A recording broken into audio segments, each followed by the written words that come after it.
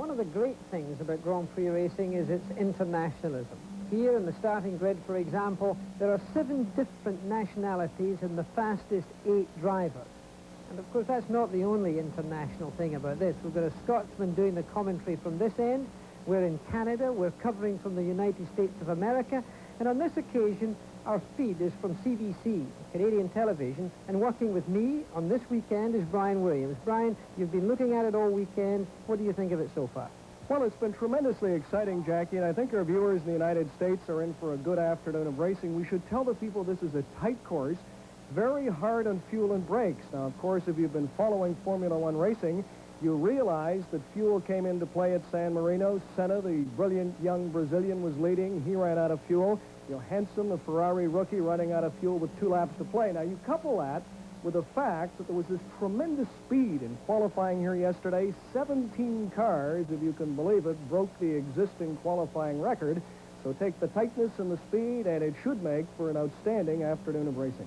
Well, it also hasn't been without its excitement in other areas. We've had 5 fires, turbocharger fires, during qualifying so far. Of those 5, well, they were pretty serious. I mean, it could have been that the whole thing could have gone up. This is a new dimension to Grand Prix motor racing that I think we have to look at in the future, Brian, because sooner or later it's going to be a proper fire, not just an engine compartment. And the thing that struck me was the final fire involving Mansell in one of the Williams on the first day of qualifying. You had the Alfa Romeos. Cheever goes out. One car catches fire. His backup car catches fire. His teammate Patrese catches fire.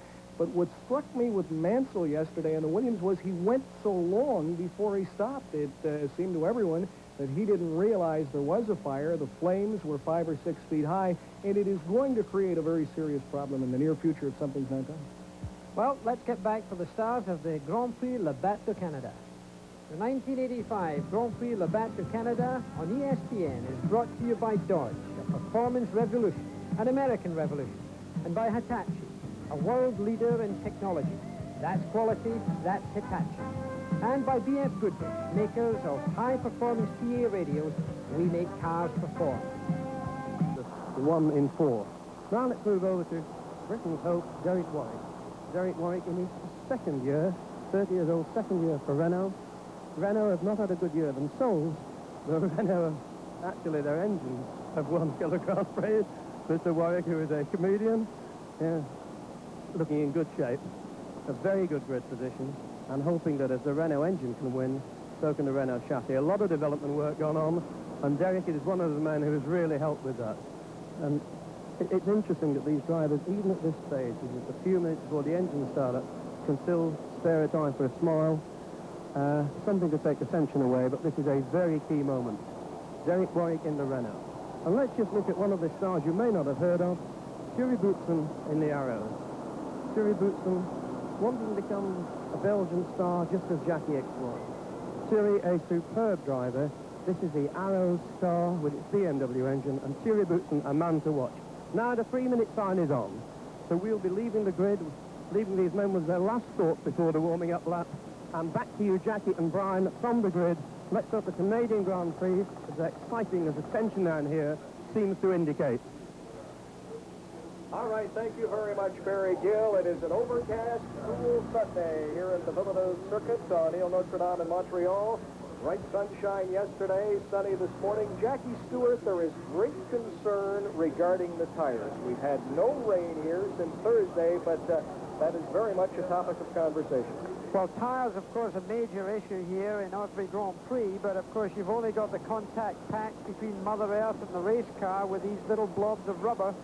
And a lot of different tires are fitted to cars on the grid. It's not unusual for them to have a different compound, that's a different mix on the rear tires than in the front.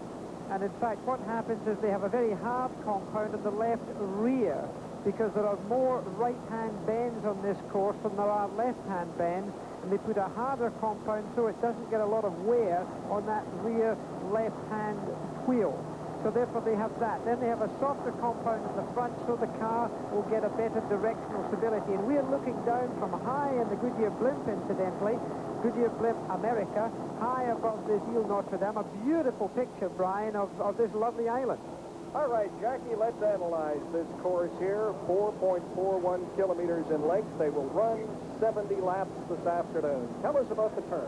Well, there are 17 turns in total, 10 to the right, as I said, more right-hand turns, and only 7 to the left. The record is 128.323. That's held by Didi Pironi and by Nelson Piquet jointly. That has been shattered by no fewer than 17 cars in qualifying and practice. But that's something that we expect in qualifying, which you don't necessarily see in the race. We've just had information sent up to the commentary position here that Theo Fabi's Pullman car has a fuel leak, which is, of course, a dangerous thing to have on the starting line. So therefore, you can see the forecast there. The temperature 17 degrees. The wind is hardly there at all. And we just hope that we're not going to have any showers. We've got Mr. Labatt up there, and maybe going to wave that green flag. That is Sid Olin, the president of Labatt, along with Mr. Marcel Ligier, the Minister of Tourism from the Quebec provincial government. We would like to welcome our viewers on ESPN in the United States as the practice lap is underway from the Villeneuve Circuit in Montreal. Well, the cars are now just on one lap, which is called the parade lap. They're going to go around this lap, and they'll use this lap to warm up not only the engine, the transmission, but also the tires and also the brakes. You will see the cars weaving from time to time, and you see a plan of the racetrack here as the cars go round. The start-finishing flag you can see on the bottom right-hand side of the course map.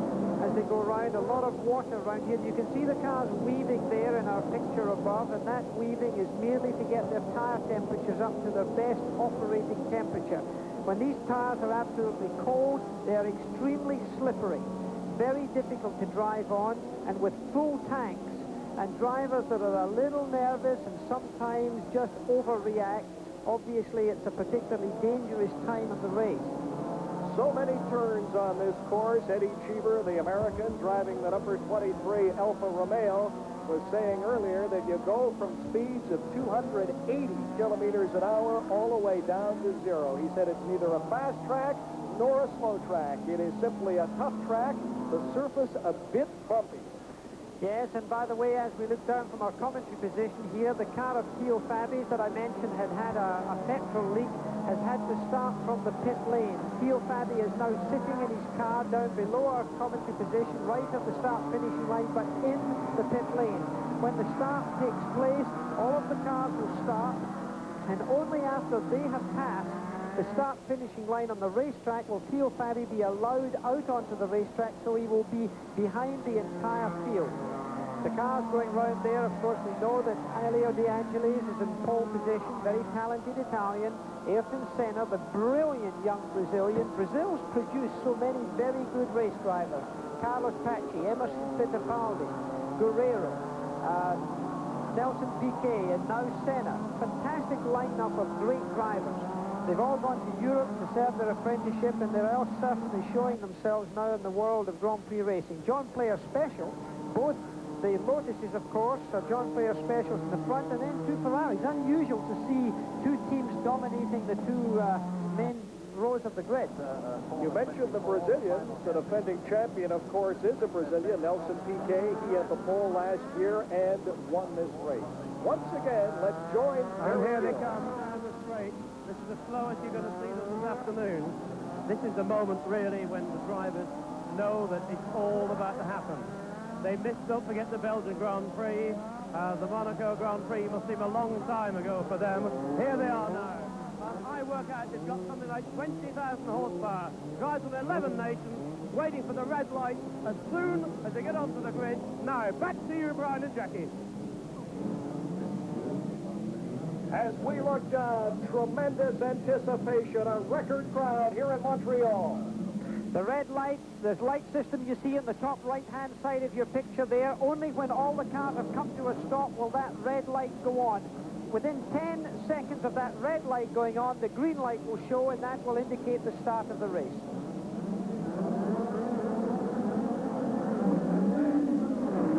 We are underway from Montreal. The pole sitter, Elio De Angelis, is first through, and it looks like a clean start. De Angelis is followed Alboreto and the rookie Johansson. Alan Prost got himself up into 5th position there. Piquet's Brabham, he looked like he might have been in trouble a little bit. He was very slow at the beginning as they weaved their way through without any trouble. Jackie, it's going to be very interesting to watch the number 1 McLaren. There it is, just turning the corner of defending world champion Niki Lauda. Now, he is starting way back from the number 17 position, but he had the fastest time this morning. A lot of people figure, there it is, right there, car number 1, that Lauda is really going to move up through this field. I think he will. He'll take a couple of laps to get it sorted out, quieten everybody down before he goes. But one of the Renaults there, and that is the car of Derek Warwick, has passed one of the Ferraris, so he's got himself an improved position right at the very beginning. That looks good. And Teo Fabi, incidentally, did not get underway. Teo Fabi is not out of the course at this time. He's got a problem. As we look high down, it's Elio De Angelis leading, then Senna, then Alboreto, then Warwick, and then Johansson in the Ferrari. And Johansson in that Ferrari is followed by the other McLaren, just turning the corner, car number 2, that of Alain Prost. Back to complete the first lap, it is De Angelis followed by Senna, Alboreto, Warwick, Johansson, Prost, and there comes the other Renault. That was very close there coming through there. It looked like Patrick Tambay was making an effort to get past, but he didn't make it. Alain Prost has still got himself tucked in behind the Ferrari. That is Derek Warwick, driving very aggressively. The Renaults have not been as successful this year as they had hoped. They certainly haven't been quite as fast as everyone expected. Alain Prost there, one of the drivers with a very good fuel consumption in his Tag Porsche engine, one of the engines we would expect to do well. Johansson sticking really close behind the Renault as they go out of that slowest corner right down to first gear on these early laps. As we watch the Renault, that's the Renault of Derek Warwick.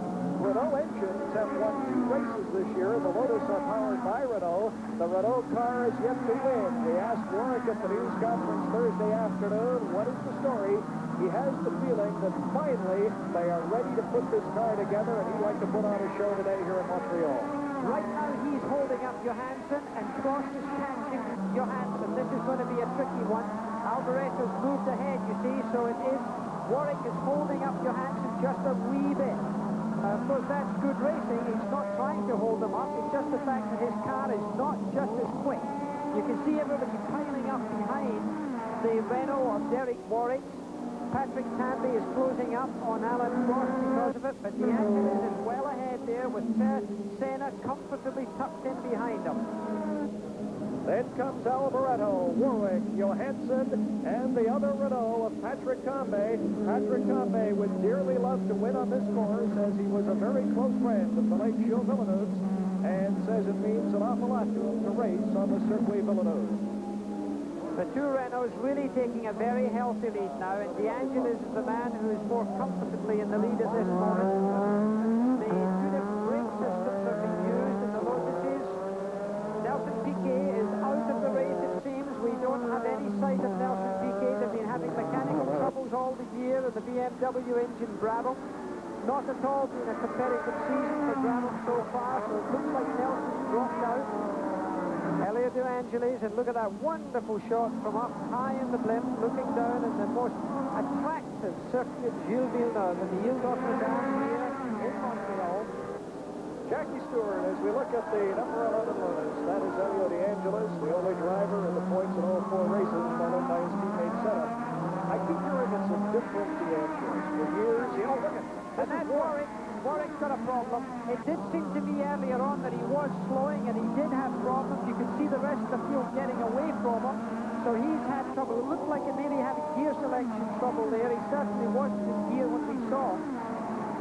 I was saying of Elio De Angelis, he comes from a very wealthy family in Italy, and they say that he's never really been motivated. We've never seen the real De Angelis, but in 1985, Senna seems to have given him that little shove that he needs. Well, I think so, because Senna certainly within his own team has proved to be very competitive and has been faster in most events than Elio De Angelis, and that's a very difficult thing for another driver to take within the team. So I think Elio, for the first time, really has got the bit between his teeth. and he's got some reason to race, not just a question of financial reward, not just a question of a comfortable bed at home, but a reason to have to prove himself categorically within his own team.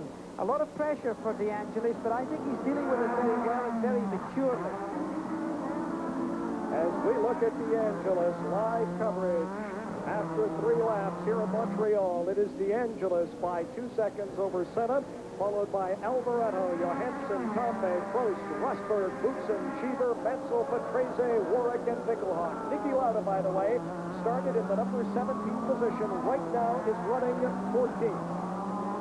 Michele Alboreto. And just walking in front of us below our broadcast area here at the start-finish line is the defending Canadian Grand Prix champion, Brabham's Nelson Piquet. He is out of the race. Came here last year. He hadn't finished a race in 6 starts in 1984. Won here and, of course, won the next weekend in Detroit. So it is official now. Piquet, the defending champion, is through for the afternoon. Very much alive is De Angelis. Theo Fadi has now joined the race again. So Theo Fadi, famed for his Indianapolis performance a couple of years back there, has now joined the race but is 1 lap in arrears. In the lead, incidentally, De Angelis is leading Senna by 2.51 seconds. So 2.5 seconds he has in hand, which is quite a bundle. Elio De Angelis, always known as competitive in practice. He said to me this morning, we're here to tell you, in 1985, Lotus is no longer competitive only in practice. As we look at his teammate, running second, that is car number 12, Brazil's Ayrton Senna, who won in Portugal and was leading when he ran out of gas at San Marino. Remember, passed by Johansson, only to have Johansson himself run out of gas 2 laps later. And there's Nelson Piquet. Yeah, Nelson won't be a happy boy. He's had a very sad season so far. And there's the Ferrari. He is now making up a little ground. Alboreto is making up a little ground there on Senna. Nelson Piquet having a drink there from his reservoir for refreshment, which he keeps strapped to his chest during a race. Racing drivers do get dehydrated. There's the other Ferrari, Jackie, number 28, Johansson. He was saying earlier this week, it is every driver's dream to once in his life sit in the blood-red machine, and that dream has come true for young Johansson. There's the other Renault. Warwick was having trouble. That is Patrick Tombe, the Frenchman. Tamby's up to 5th position right now. Eddie Cheever, the only American in this race, has joined up into 8th position. A very good improvement for Eddie Cheever. Just behind Keke Rosberg, who's in 7th position, and Alan Prost in 6th. So he's in darn good company. Patrick Tamby having passed Alan Prost, everyone. And there is Prost there. Rosberg is getting very close to Prost. Keke Rosberg and the Honda engine. And there is Theo Fadi back in the pits. Theo Fadi, he's out of the car. It looks like he's closing the office for the day. That is car number 19 as we look at Prost. Theo Fadi, the only Pullman Hart entered here in Montreal. So 2 cars out of the race, Fadi and the defending champion Nelson Piquet. We'll be back with more of the Grand Prix de Canada after these messages.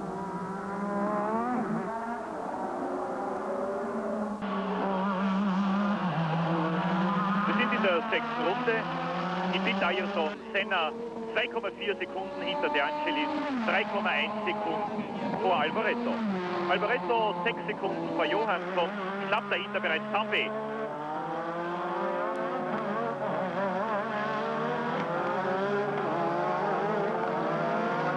Senna in der Box. Ayrton Senna in der Box. Ja, man hat sehr viel riskiert bei Lotus heute. Man hat über Mittag den Motor gewechselt, nachdem Senna im Aufwärmtraining Wasser im Motor gehabt hat und jetzt offensichtlich Probleme mit den Reifen.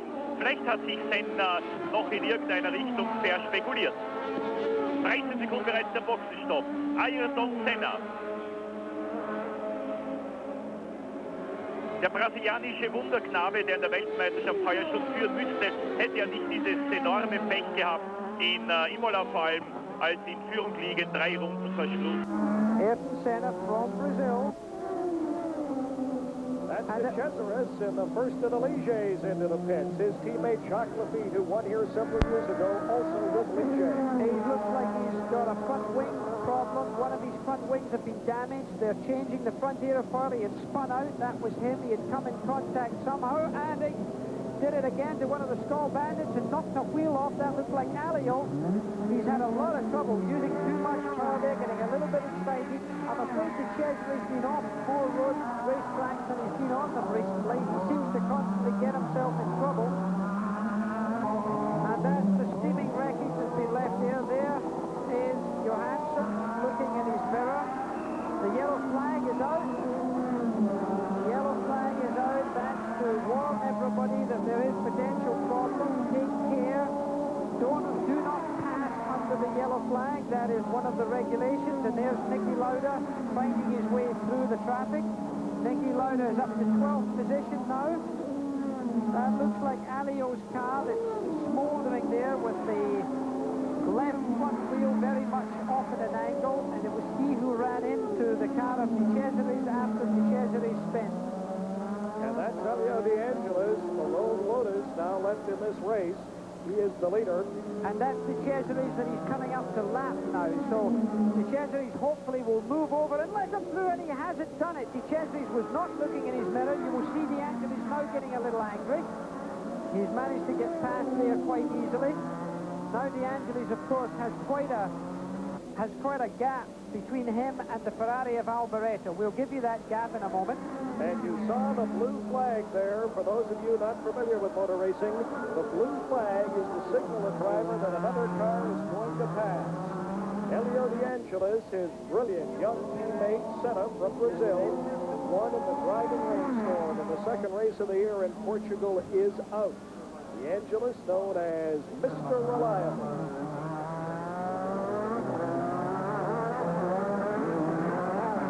There is, of course, Michele Alboreto. And right now, let's join Perry Gill. Well, I'm with the man who's won the Canadian Grand Prix twice, and last year gave us a marvellous race. What happened this time, Nelson? Well, I was unhappy. I did only bit fast, and I think I broke something inside the gearbox, the final drag shaft, the final drive or the drag shaft, I don't know. Very disappointing, Nelson. Better luck next time. Thank you for talking to us. Back to Brian. And there is a former world champion, the Williams Honda car number 6, Finland's Keke Rosberg.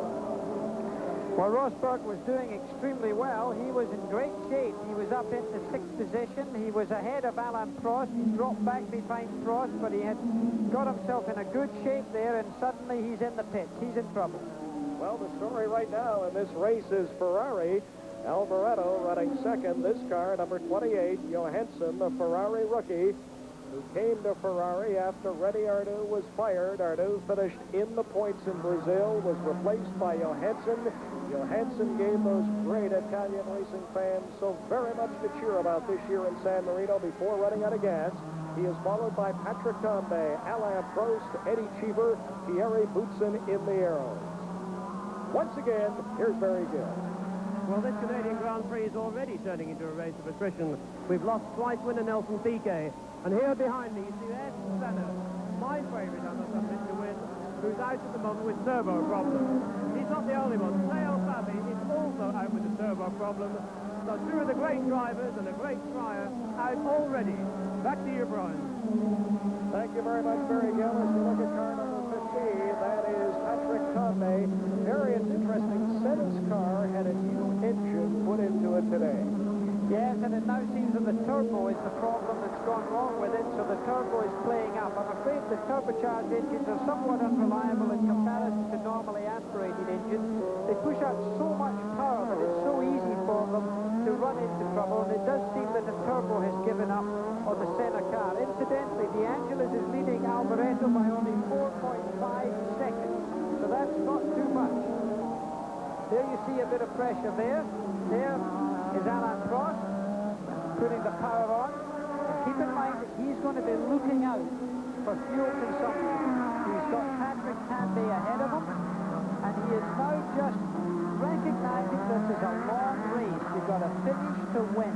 Prost knows that. He's lost a few World Championship races because of not thinking with that philosophy. He cocked his head to the side just a little while ago just to see who was in his mirror. And we looked down again from our airship, the Goodyear airship, called America.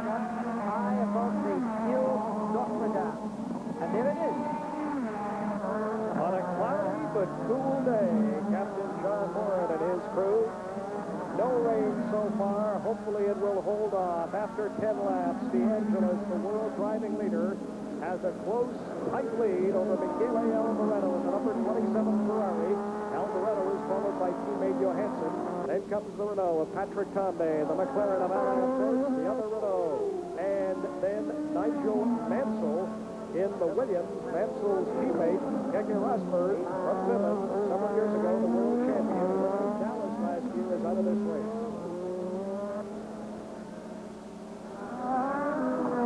We've talked about Elio DeAngelis finishing in the points in all 4 races so far this year. Third in the opening race in Rio de Janeiro. It was on to Portugal, where he was 4th. Then San Marino, where he won. Remember, Alain Prost actually won the race. They weighed the top cars. His car was 2 kilograms underweight.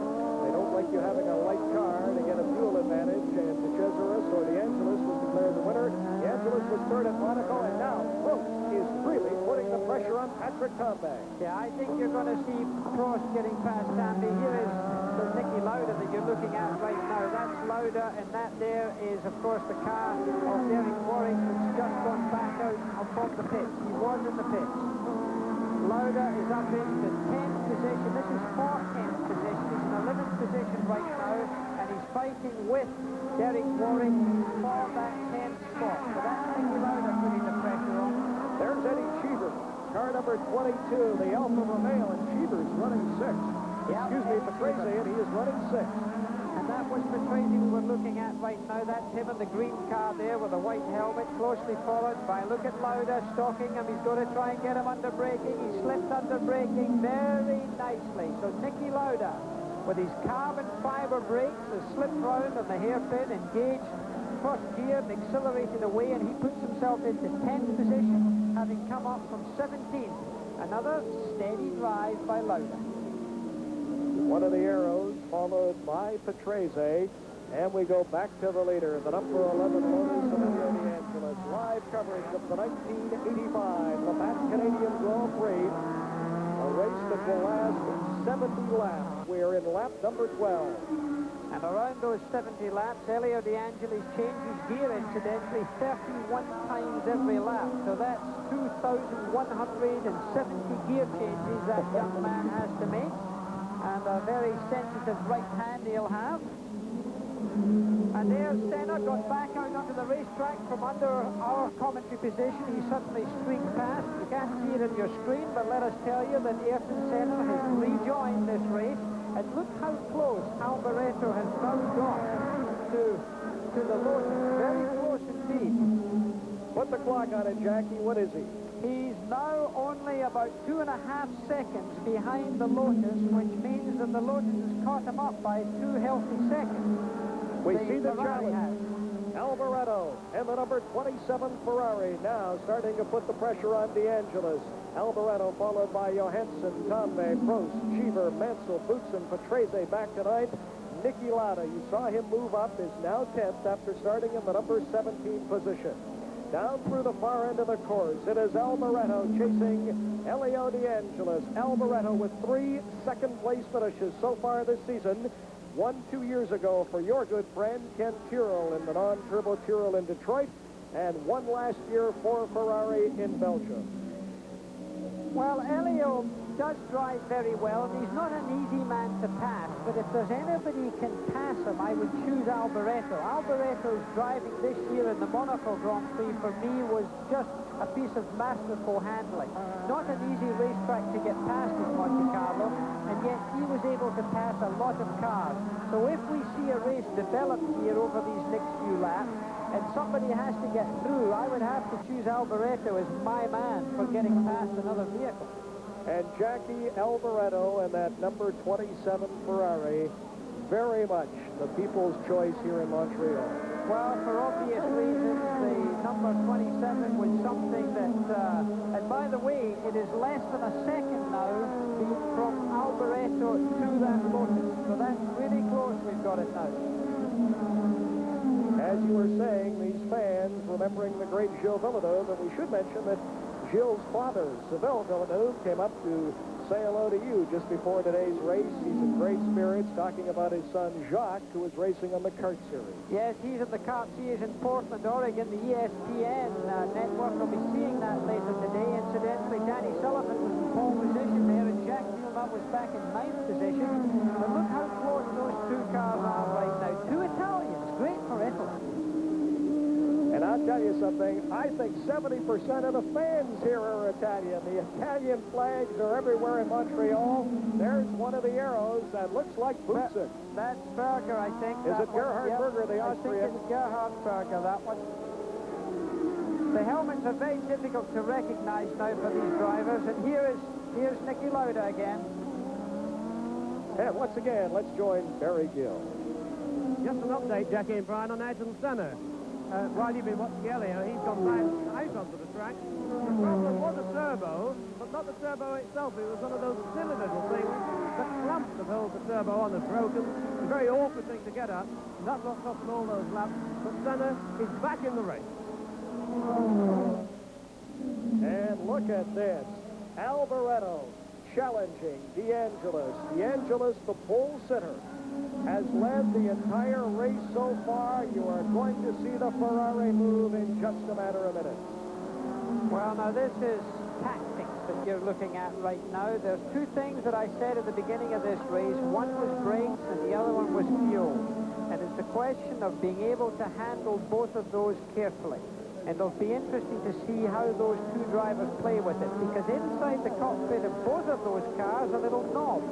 And if they turn that knob to the right, they can turn up the horsepower by 100 horsepower without even blinking an eye.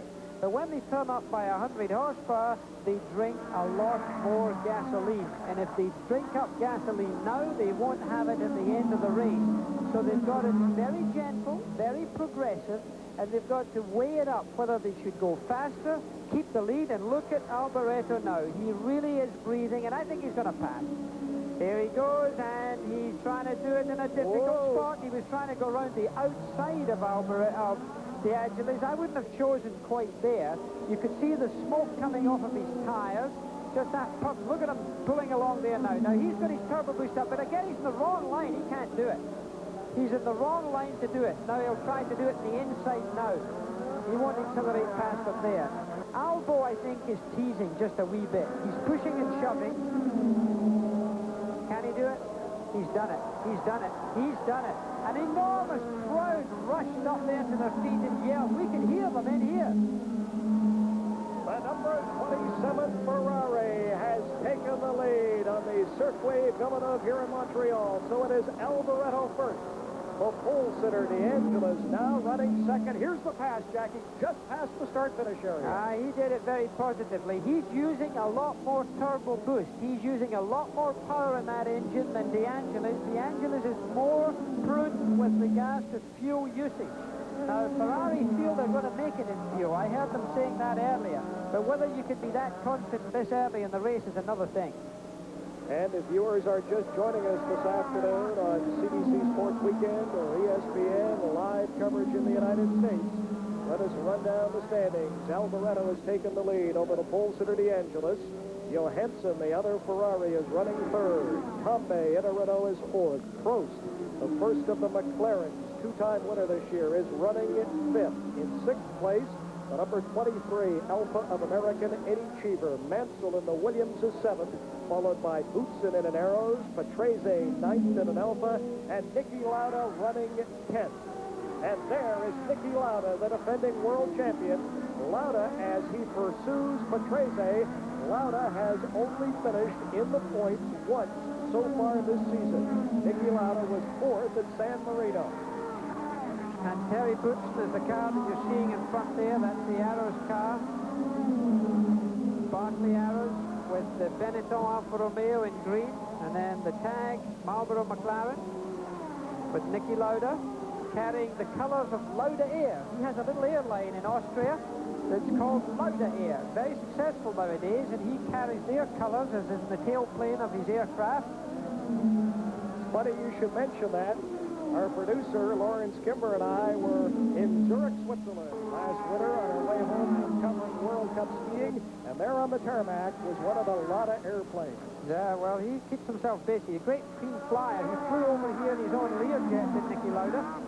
Right now, the man that's flying is Alboreto. Very talented, very mature Italian driver. Not a very emotional man, and emotion, quite frankly, in a Grand Prix cockpit is more your enemy than it is your friend. You've got to keep very calm and very... Und hat gesagt, ich habe die zweiten Plätze satt, ich möchte endlich wieder gewinnen. You take liberties, and it's very difficult for a lap to be able to keep that kind of cool, calm and collected atmosphere, and certainly both of those drivers are clearly doing it now. They are doing it indeed. It is Alboreto followed by DeAngelis, Johansson, and Conde. And as we look down from the Goodyear Blimp America, our live coverage of the 1985 Labatt Grand Prix of Canada will continue.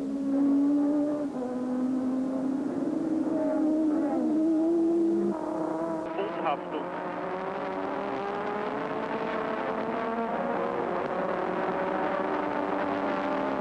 Alboreto 1,04 vor De Angelis, dann Johansson 6,2, Conway 7,4, Prost 10,3, dann Schiebermann von Bussen, Patrese und Lauda 34 Sekunden zurück. Überrundet wird Ginzani mit dem Osella.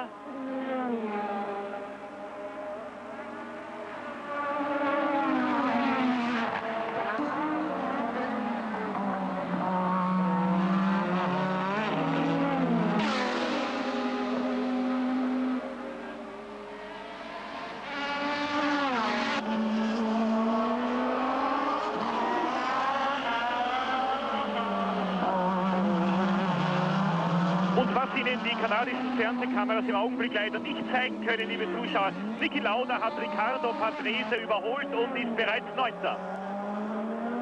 8 Plätze hat Lauda bereits gut gemacht. Unglaublich. Niki Lauda an der 9. Stelle, 3 Gegner noch überholen oder 3 Ausfälle vorne und Lauda wäre bereits wieder in den Punkterängen. Super.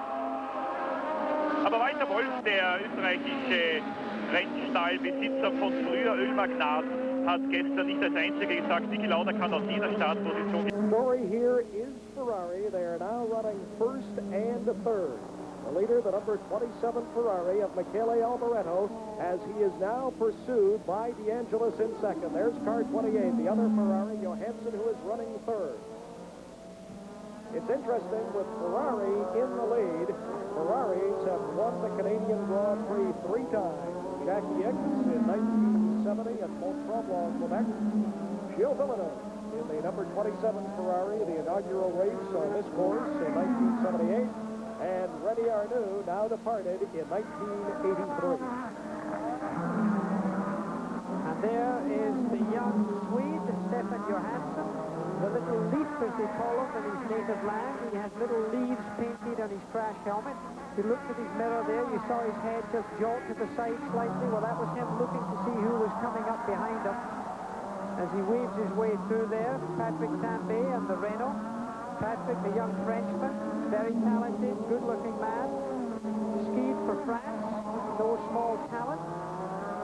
As we come into the hairpin, the slowest bend, and look at that, very nice. The Skull Bandit letting the 2 fast cars through. Alio allowed them just to get through there. Now that was a gentlemanly move. He could easily have taken his own line.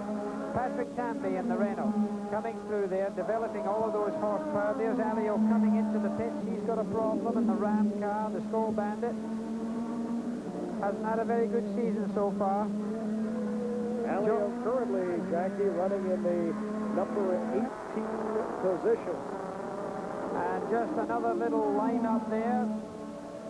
Niki Lauda is soon going to get into 8th position, it seems to me. Niki Lauda's catching up as we watch the Skull Bandit. Not a lot of activity going on there.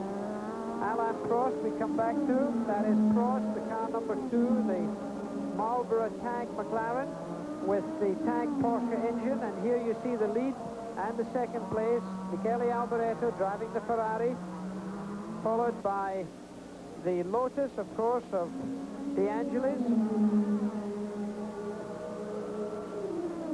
Very bumpy, these racetracks nowadays. The suspension travel on these cars is very little because they try to get the car as close to the ground as possible, and every time there's suspension movement, it's complicated for the driver and for the chassis, so they try to make them quite firm. Silverstone, where the British Grand Prix will be held this year, a little puff of smoke coming off of the Angeles there, the inside front tyre just lifting ever so slightly under braking.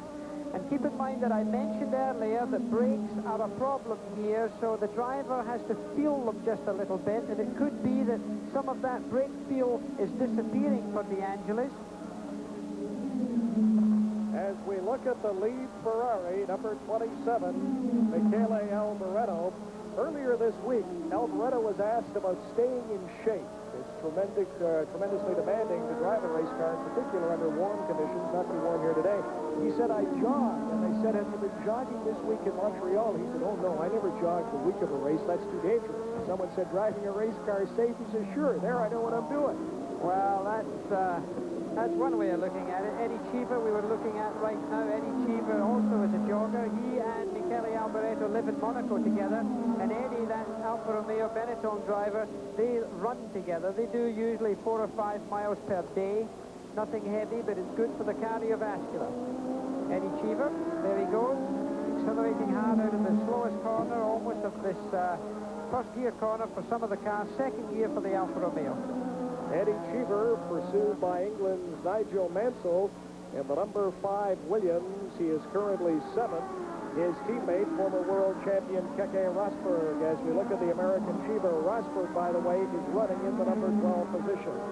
20th lap out of 70 at Montreal. It is Alboreto, De Angelis, Johansson, Conway, Prost, Cheever, Mansell. Thierry Boutsen is running 8th. Niki Lauda up to the number 9 position. Running 10th is Patrese, then Warwick, number 11. And we have just had a change. Lauda moves up another position. Lauda is making his move just as we had predicted. However, De Angelis has certainly dropped back from the Ferrari. He certainly lost a lot of ground in the last 2 laps. Look at the gap there. Alboreto disappearing. There he is, Alboreto. And here comes De Angelis. He's, I think, lost about 1.5 seconds. Somebody having troubles up at the hairpin there. And that there being Keke Rosberg went wide, spun almost, managed to keep it together, and is continuing around the racetrack. But that could have been expensive for Rosberg. Rosberg was running in the number 12 position. He went out earlier, came back in. As we look at the leader, De Angelis. A lot of that trouble at the hairpin, I think, could be said about braking. I think a lot of these, about after 8 laps, the brakes start to be affected. And what happens is that the brakes themselves get so hot that the brake fluid starts to boil, and it gets air in the system. And the brake pedal for the driver gets longer, like there's air in the system. That's exactly what's happening. And the brake pedal is not consistent. Very uncomfortable when you're driving on the road, but extremely dangerous and very uncomfortable for those race drivers. And you see Alboreto just passing Pierluigi Martini. That is car number 29. There's Alboreto, followed by Martini. He has lapped Martini. The Minardi and U team, the Formula One racing, they have only 1 car here in Montreal. Well, that has certainly given Alboreto a more comfortable lead as he comes up behind. That there is Stefan Beloff. He's coming up behind there. Martini being passed. He's already started. Martin Brundle is the blue car, the Tyrrell team car there that De Angelis is just leading. He's already been lapped. High above in the Goodyear blimp once again. Elio De Angelis in 2nd place now. Jackie, he is now trailing by roughly 2.3 seconds. Johansson 7 seconds back. The blue flag signaling to Martini that Johansson wants to go by. Johansson in the number 28 Ferrari is currently running 3rd, just over 7 seconds behind his teammate. Patrick Tambay, the Renault, is 4th, nearly 10 seconds back. Oh, that was an incredible bit of bumping there. That was really, Martini spun off there. To be quite frank with you, I think he was pretty heavily manhandled there. It looked like it was from Nigel Mansell. Keke Rosberg has gone into the pits. No, it the Renault. It's Patrick Canby. He really did move over pretty hard on Martini there. It was a little bit aggressive. He wanted to be sure of getting in there, but he could have involved himself in as much trouble as he did Martini. He got off with it. Martini just spun out. Martini has never been a factor in this race, whereas, of course, Patrick Canby very much is. Motor Racing's 85 coverage of the Grand Prix Labatt de Canada will continue in a moment.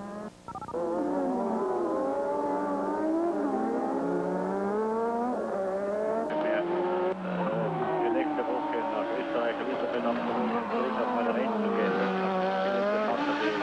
Herr Wolf, ich muss unterbrechen. Niki Lauda hat Thierry Boutsen bereits überholt und ist schon an der 8. Stelle mit einem Rückstand von 46 Sekunden. Jetzt auf den führenden Alboreto und 13 Sekunden auf Nigel Mansell, der vor ihm an der 7. Stelle liegt. Es war ja vorhin Rosberg, der sich gedreht hat und nicht Nigel Mansell. Das haben Sie aber ohnehin alles gesehen, wie ich Ihnen gesagt habe. Lauda bleibt also in Rennen um die Punkte und Sie haben ja gestern angekündigt, Herr Wolf, Niki Lauda kann aus jeder Startposition gewinnen, sogar aus der 17. Ja, das ist keine Frage darüber. Niki hat ja jetzt gezeigt, wie er auf der 17. Stelle auf 8. gelandet hat. Und bevor der Rennen vorbei ist, kann es zusammenbleiben, wenn er ganz die ersten 3. Da bin ich überzeugt. Sind Sie sehr aufgeregt, Herr Wolf? Nein, nicht. Ich schaue nur gerne zu. In Montreal, das ist auf der Rennstrecke. Wir haben das erste Rennen. Due for a win this year. He really should have won Monte Carlo, in my opinion. He deserved to win Monte Carlo, and he was done out of it, frankly, by picking up a nail or a piece of glass or something foreign on the racetrack, and he had a puncture, but he drove a beautiful race. And he really should have a win. This would certainly make the World Championship a great deal more interesting by him being able to win here if he allows the car to last that long. You mentioned the World Championship. Right now, DeAngelis, who is running second today, is first in the world standings with 20 points. Alain Prost with 2 victories. Into the pits comes Martini. Alain Prost with 2 victories is tied with Alboreto second, 2 points back. Conway is in 4th place. Ayrton Senna is 5th. So DeAngelis, the world leader, is now running second to Michele Alboreto. They're doing work on the Minardi of Pierluigi Martini. Well, there's a picture of Martini there, very young driver, quite inexperienced. They've got a new engine in that car designed by Titi, who used to be with Alfa Romeo, and this engine's performed very well for its first season in racing. Eddie Cheever again. And there you see Nigel Mansell. Keke Rosberg's been back in the pits again. Eddie Cheever driving extremely well nowadays, maturing very, very much as a driver. Eddie Cheever right now is standing in the number 7 position, 33 seconds as we look at Nigel Mansell behind the leader, Michele Alboreto. Jackie, I saw Cheever before the race, more relaxed than he's been in previous years. It almost looked like he was trying to get a suntan here today. Well, it's interesting actually. Both Mansell and Cheever, the 2 cars in your picture now, have been to McGill University and been going through during the winter season a program with the PhDs, the professors of medicine at McGill University, to get a fitness program put together for themselves. And that has helped both of them. They feel very much. They've got their cardiovascular thing down. Incidentally, that's Michele Alboreto passing Mark Surer, the Brabham driver. He's lapping him. Oh! Surer didn't see him. He didn't see him. He could have chopped off the front wing and the front wheel of Alboreto's car there. Now, he looked in his mirror. Did you see him? There he's looking again. He has seen him, but in the meantime, and we see the replay of this, Alboreto thought he was okay. Had to go over the curb. That kind of thing can damage a suspension unit, can be extremely competitive. But look how the Lotus has closed right up there. The Lotus is really now competitive, all because of being balked on that one corner by Surer. And look at the Lotus closing up under braking. Now Alboreto. Is he worried by that front wing? Alboreto's in trouble. He's going to be passed. It looked like gear selection coming out of the corner there. Alboreto still manages to hold it, but he seemed to be slightly sluggish out of there. And he's been able to pull away. This McGill University thing, incidentally, was very interesting to me because I was always fairly fit when I drove racing cars. It's absolutely essential that a driver keeps himself in good physical condition. The pulse rate they can get in a race car, you know, I had readings right up to 200 beats per minute in pulse rate while driving a car on the very fast corners. The highest one, incidentally, that Nigel Mansell got earlier this week was a low reading, 158. And that was because there's no really fast corners in this racetrack. But a race driver loses about, 5 or 6 pounds in a race, maybe 2 to 3 kilos in a race, which is a lot. So it's very important to be able to keep that kind of fitness. And it's interesting that they both came to McGill to do this, as also did Patrick Tambay and Senna. He's not comfortable. He's worried about that situation. He went over that curve, but he's not all that comfortable with that car. He needs another lap to settle back in again. There we have a walk back. That's there, Warwick walking back. Derek Warwick, who's been in the pit several times. He's had a problem, a major one for today. But at least he's walking on, Brian. And as they complete lap number 26, Michele Alboreto in front of Elio De Angelis, followed by Stefan Johansson, Patrick Tambay, Alain Prost, Nigel Mansell, Eddie Cheever, Niki Lauda running 8th, but Lauda is nearly 45 seconds behind Alboreto. Jacques Lafitte, who's not really in contention here, way back in 13th position, incidentally, has been penalized 4 minutes for jumping the start. So that position that we're giving you, 12th position, is probably not going to be nearly correct in the end results.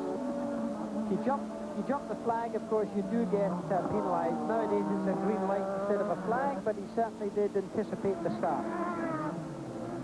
Ferrari trying to win here in Montreal for the second time in 3 years. They would be their 4th win overall in the Canadian Grand Prix. Brabham and McLaren have each won the Canadian Grand Prix on 4 occasions. Ferrari has won it 3 times. Hero, both by Jackie Stewart, 71 and 72, has won it twice. Williams, Alan Jones also winning twice back-to-back in 79 and 80. Live coverage of the 1985 Labatt Canadian Grand Prix will continue.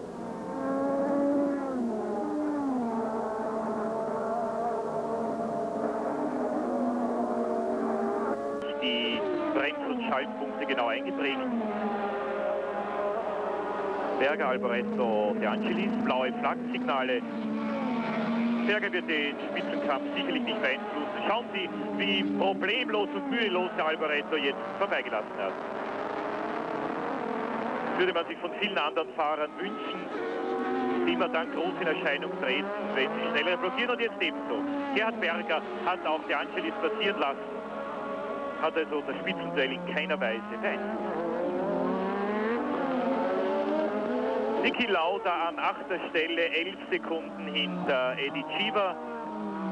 9 Sekunden bereits bei Thierry Boutsen, dem also jetzt innerhalb von 3 Runden um 9 Sekunden davongefahren ist. Alboreto.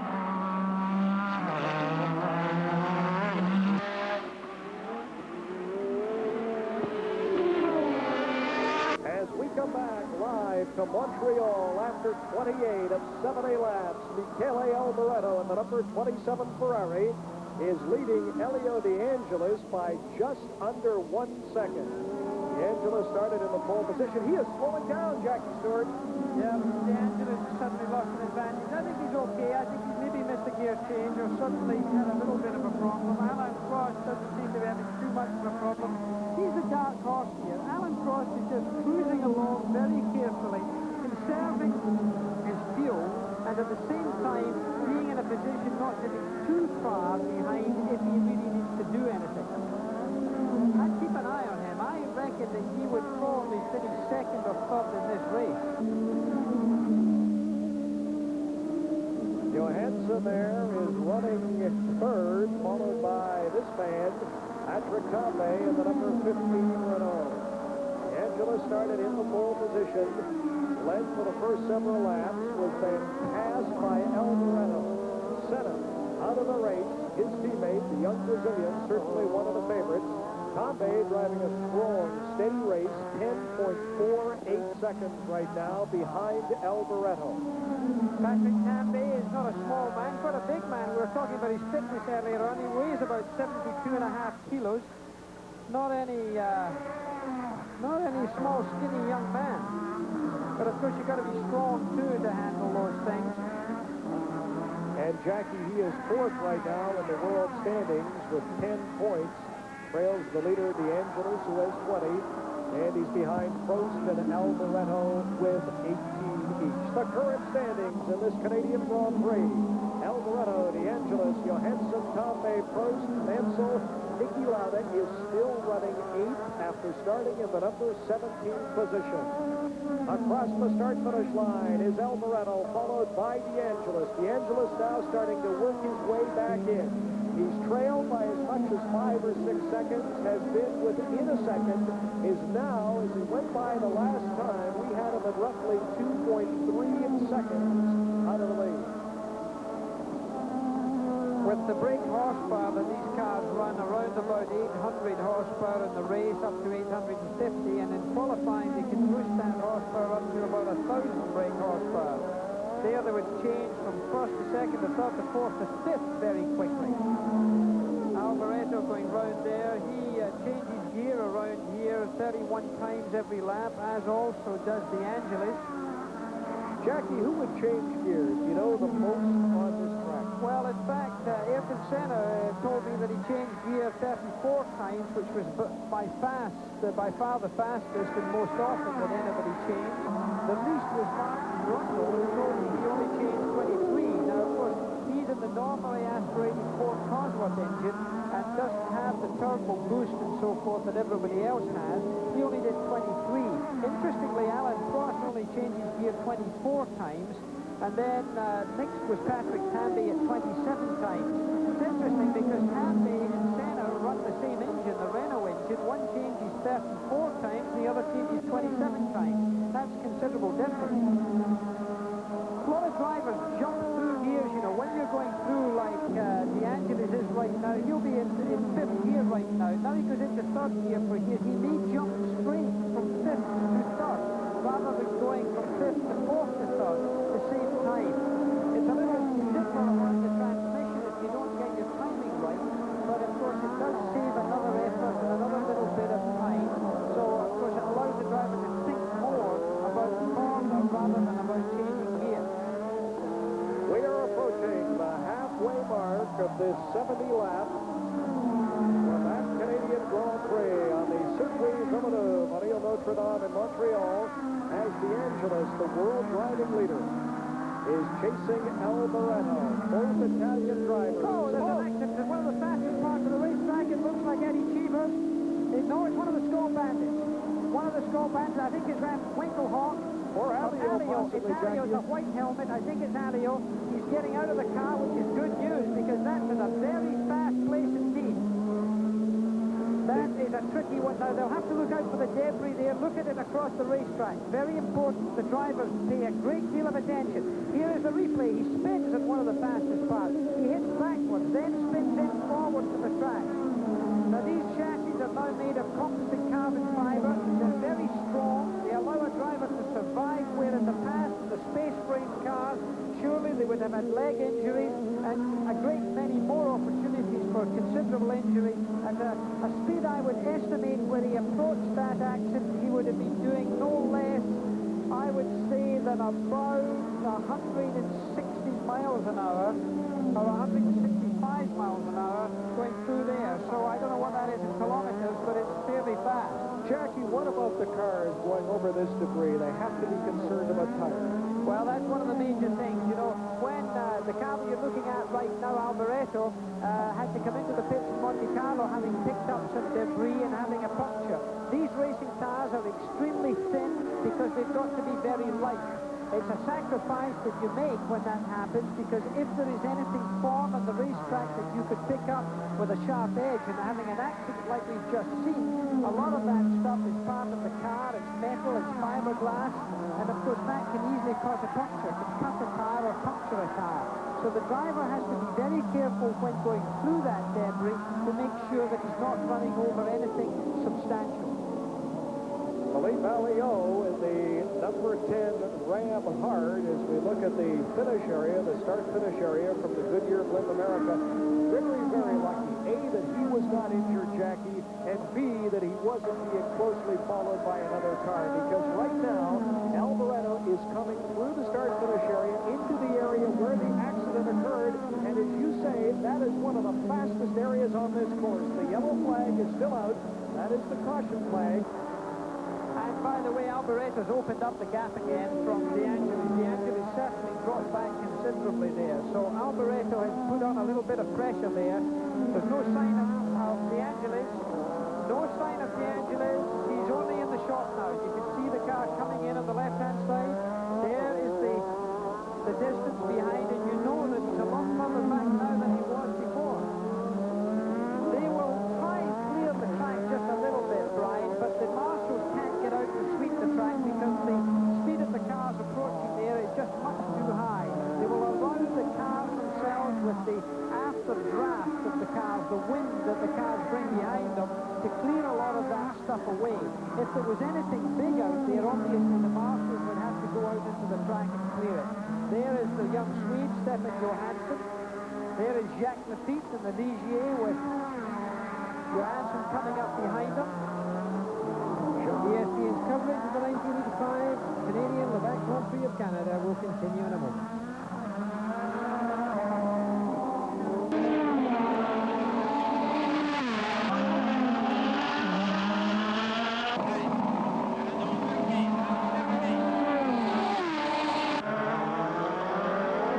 Lafitte an 17. Stelle, weil er ja wie gesagt eine Strafminute hat. Ui, und da hier sahen Sie Schwierigkeiten für Patrick Tambay. Schwierigkeiten bereits mit seinen Reifen nach erst 34 Runden, also noch vor halber Distanz im Grand Prix von Kanada. Würde mich nicht wundern, gäbe es in der Endphase dieses Grand Prix noch einige Boxenstopps zum Reifenwechsel. Piercarlo Ginzani mit dem Osella fährt das Tempo von Tambay mit. Jetzt wird das Wrack von Philippe Alliot langsam weggebracht werden müssen. Und darum auch die weiße Flagge, um die Fahrer zu warnen. Weiße Flagge heißt immer wieder Einsatzfahrzeug auf der Strecke. Das kann ein Ambulanzwagen, ein Rettungswagen sein, ein Sicherheitsfahrzeug oder natürlich auch ein in langsamer Fahrt befindlicher Rennwagen. Ginzani und dahinter der fast ausgerutschte Patrick Tambay hat aber korrigieren und den Renault abfangen können. Fährt weiter, unverändert, 4. Platz, 16 Sekunden. Hinter Alboreto, 6 Sekunden vor Alain Prost. Und dahinter natürlich der überrundete Lafitte.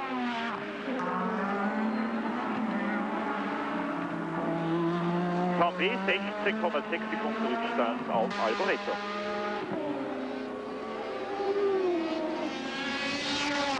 Tambay hat ja keine schlechte Saison. 5. For those of you just joining us today, this Villeneuve circuit very hard on both fuel and brakes. There is Alain Prost, a man that knows about running out of fuel. We are halfway through the race. They have now completed. The leaders have Alboreto at De Angelis, 35 laps. Alain Prost right now there, car number 2, is running in the number 5 position, 23 seconds out of the lead. That picture furnished courtesy the Goodyear Flip the America.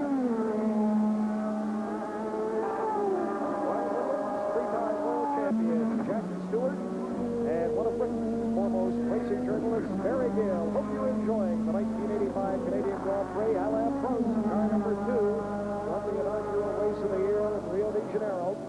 Also won for the 2nd straight year at Monte Carlo. This year, Jackie Stewart, you remember as well, the race went the full distance. It was 1 year ago.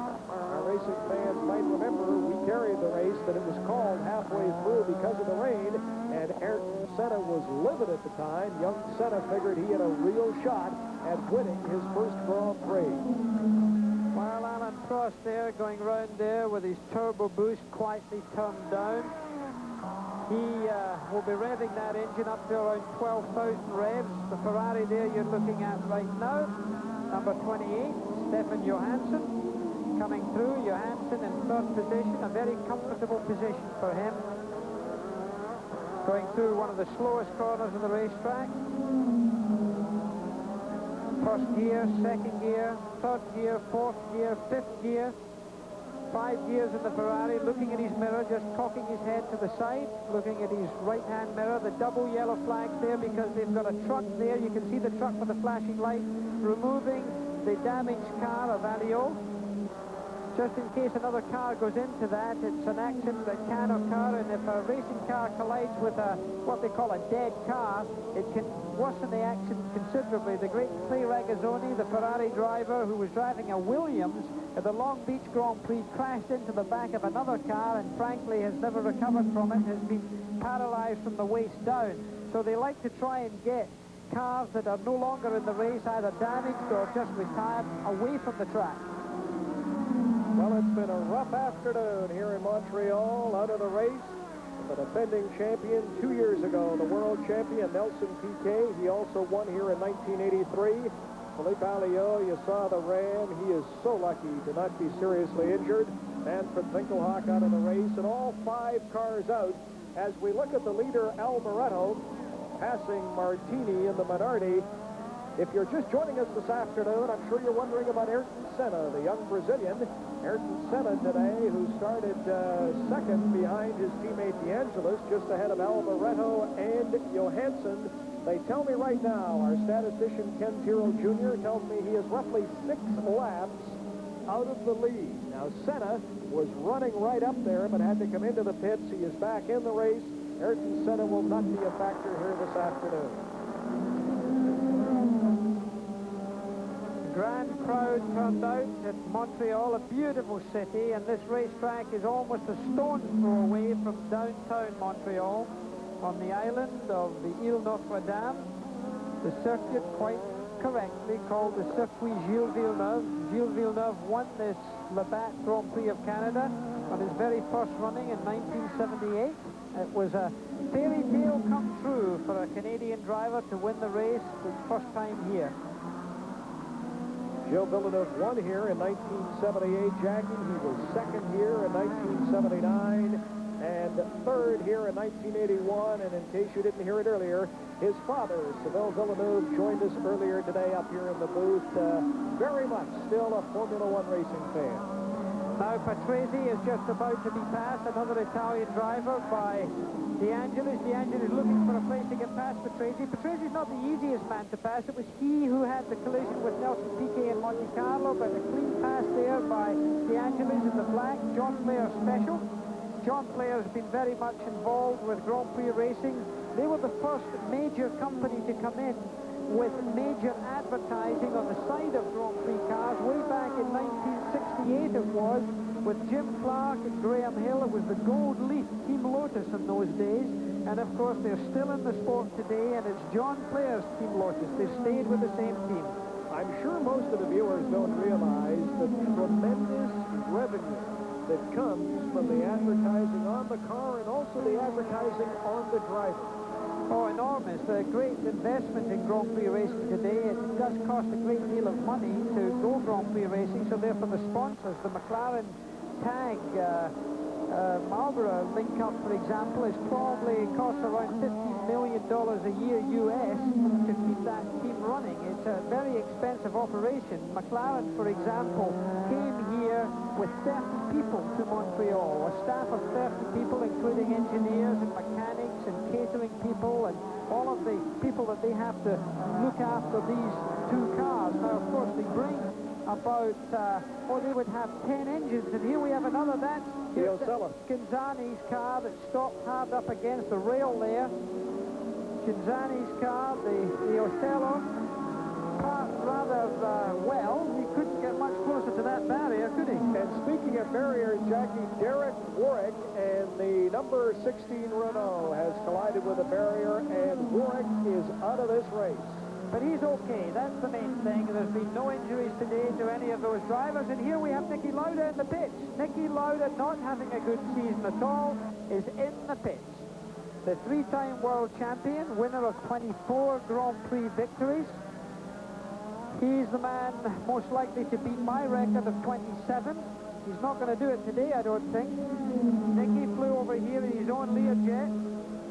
Speaking with that, you can see the cord running to his helmet. There's a microphone in that helmet there. He's able to communicate with Ron Dennis, who's the team manager of that mighty Marlboro McLaren tag tie-up. Niki Lauda, still badly burned from his horrific accident in 1976. In my opinion, he is the bravest man man that I know in sport. The most courageous effort that I've ever seen has been that return made by Niki Lauda. Nigel Mansell, the Williams car, rushing through his 6-speed gearbox and his Honda engine round this racetrack. The Williams car uses the Honda. A lot of the great-sized companies nowadays involved in motor racing, and Honda are one of them. They spent about $15 million so far in their engine, just in engine development alone. You mentioned big companies involved in motor racing. We have learned here this week that the Beatrice people, the food people in the United States, will sponsor a team. It will be officially announced next week in Detroit. They have talked Alan Jones into coming out of retirement in Australia, a former world champion, to drive for Beatrice. Now, you were talking about the engines. They won't confirm it, but I hear that the Ford Motor Company in Detroit is coming into Formula One racing and will have Ford engines in that Jones-Beatrice car. It's all over for Lauda. Well, oddly enough, there's speculation that Lauda might be driving that Beatrice car next year. That's one of the rumors going around here in Montreal. Whose engine will be used in that car is still very much in speculation, but Ford are coming back into Grand Prix motor racing. They are producing a turbocharged engine. But whose team will be using it has not yet been announced. Niki Lauda has taken his helmet off. The car is being pushed away.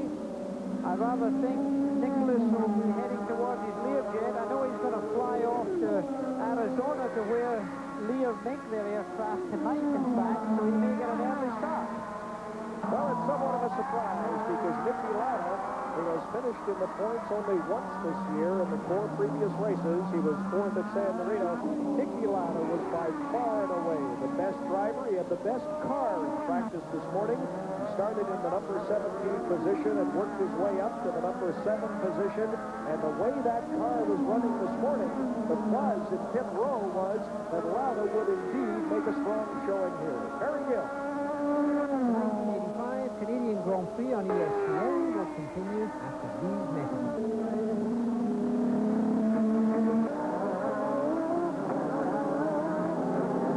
Little bit of damage to the car. It's not because of an accident at all, is it? You haven't had any problems? No, I ran over some wreckage of the accident. For the Alio car. Bad luck, Nicky. Thank you for talking to us.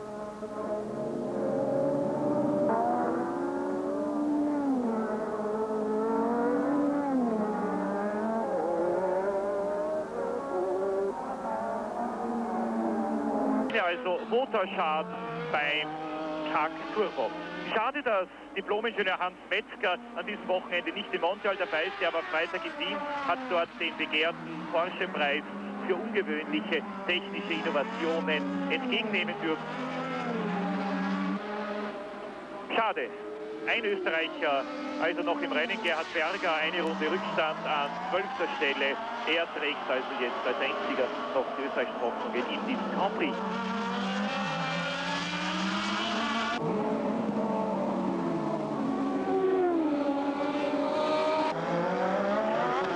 Ich kann mir nicht vorstellen, dass Lauda den Motor überdreht hat. Ich glaube, man hat bei McLaren und bei Porsche und auch bei Bosch den Motor so eingestellt, dass man etwa mit dem gleichen Ladedruck üblicherweise fahren kann, höchstens mit einem Zehntel weniger, also mit etwa 2,3 statt 2,4 Bar Ladedruck. Naja, es wird in der Weltmeisterschaft natürlich langsam kritisch. Alboreto, De Angelis und Prost in der Weltmeisterschaft, die ja deutlich vor Niki Lauda liegen, sind alle drei noch im Rennen. Von den Weltmeisterschaftstitelanwärtern ausgeschieden nur Ayrton Senna. Oder besser gesagt, nicht mehr im Rennen um die Punkte, weil Senna einen Rückstand von 5 Runden hat. Ich habe gesehen, er ist nach seinem ziemlich schweren Turboschaden wieder ins Rennen gegangen, aber wie soll er einen Rückstand von 5 Runden jemals wieder gut machen? Senna im Augenblick jedenfalls an 18. und letzter Stelle. Niki Lauda also mit Motorschaden ausgeschieden. Theo Fabi ist wieder auf der Strecke, aber nur noch um sein Auto, den Poleman, zu testen.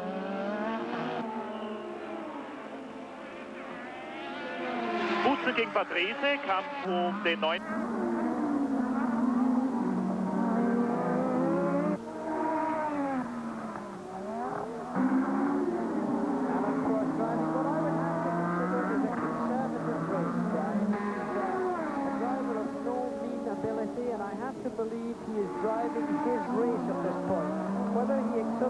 closer to the end of the race when he is more confident about his fuel, and his brakes is another matter.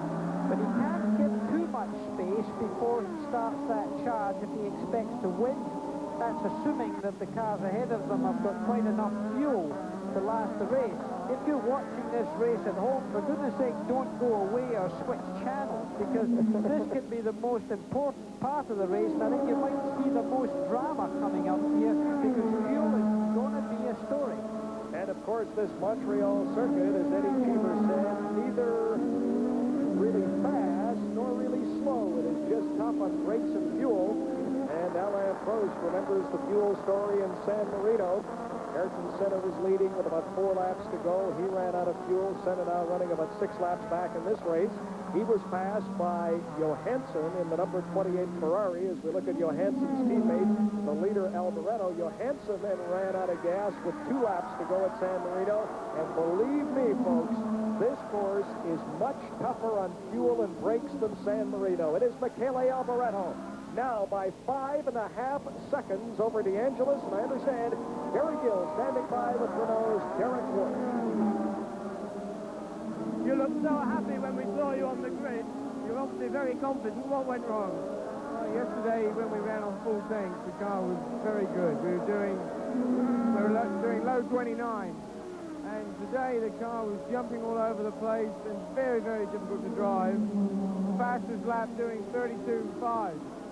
So somewhere from yesterday until today, the car's been changed, and it's impossible. What happened to put you out?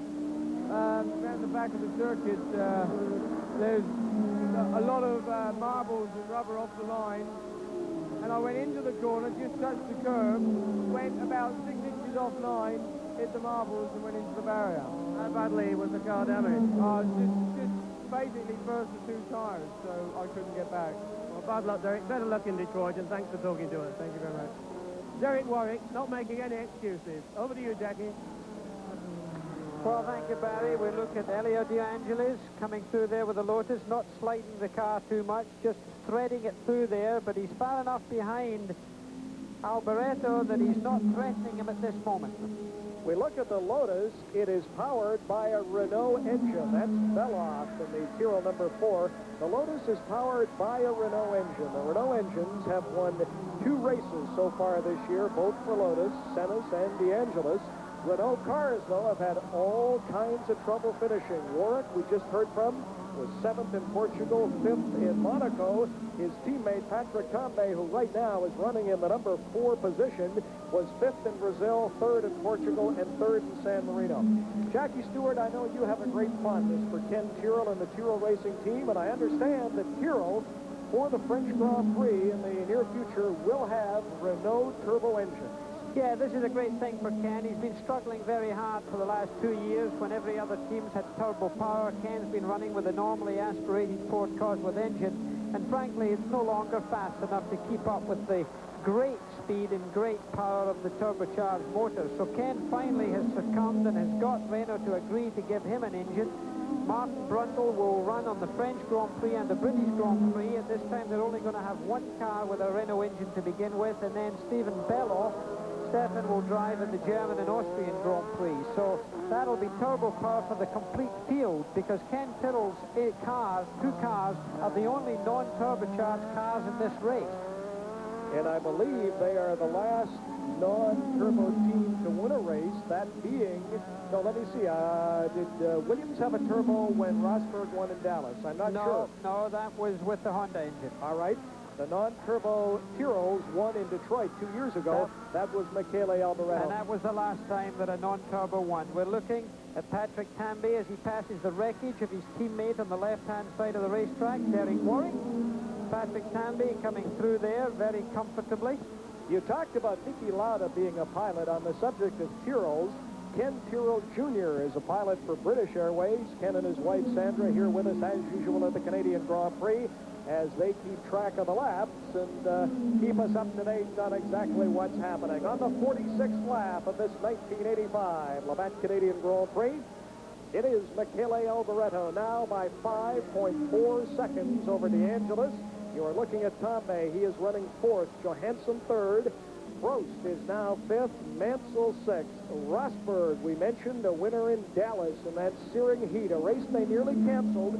They did actually cancel Belgium this year. Prior to that, Dallas was the closest they had ever come to canceling a race for track conditions. Rosberg is now running 7th. There is Alain Prost. Alain Prost in McLaren, a winner in Monaco for the 2nd year in a row, and he won the opening race of the season in Rio de Janeiro. Jackie, I know you've talked to Alain about pressure. You're a 3-time world champion. Everywhere he goes, people are saying, is this the year you're going to win it? He's led in the past. Of course, he ended up losing last year after having a big lead by half a point to his teammate Niki Lauda. We'll get back to more on that in just a minute. I understand Barry Gill is standing by. Well, there you see Teo Fabi having an early lunch, as we say in football. The Tolman team not having a good time. Peter Gettin, you know what it's like to win. You won at Monza. You're beginning to learn what it's like to lose, aren't you? Oh, yes. I know this is motor race. Tell me what happened to the Tolman team today, because the drama began on the grid. On his race car, we had problems with the turbo.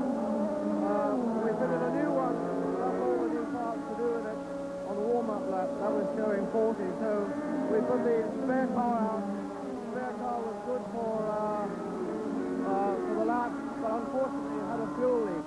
So we then had to revert back to the race car, which we knew had a turbo problem. It lasted one lap, so we changed the turbo just to do some testing, and it all proved we got problems. Jackie, the other side of motor racing from Peter Gettin, and he can still smile. Well, Peter Gethin, thank you, Barry. Peter Gethin won the Italian Grand Prix driving for BRM a good few years ago. I was in the same race, and he beat me, so that'll deserve him right today. You saw car number 12. That is Ayrton Senna, a young driver from Brazil, certainly one of the favorites here. Senna in the number 12 Lotus is roughly 6 or 7 laps back. He was running near DeAngelis, started in the number 2 position behind his teammate, but came into the pits, was in for actually a long period of time, and is simply driving it out here in Montreal. A couple of things happening here, incidentally. That's Nigel Mansell you're looking at right now, but a couple of things. Stefan Johansson is picking up space on Elio De Angelis. He's only 2.8 seconds behind now as we have it here, so that's very close. So Stefan Johansson is certainly coming into this race. That's the car, of course, of Alboreto, who's leading, but Johansson is really within a second now of the car of De Angelis. Whether De Angelis is going slower or whether Johansson's going faster, we'll have to get you to find that out in a few moments. Alboreto certainly seems to have some breathing space. That's him coming through those weeds, and there's yet no sign of De Angelis. So there's your man in the lead. 48 laps completed. He's well away there, he's pulling away there, and no sign at all of Elio De Angelis. Now, it could be that you're going to see a Ferrari 1-2 before too long here. That would be something.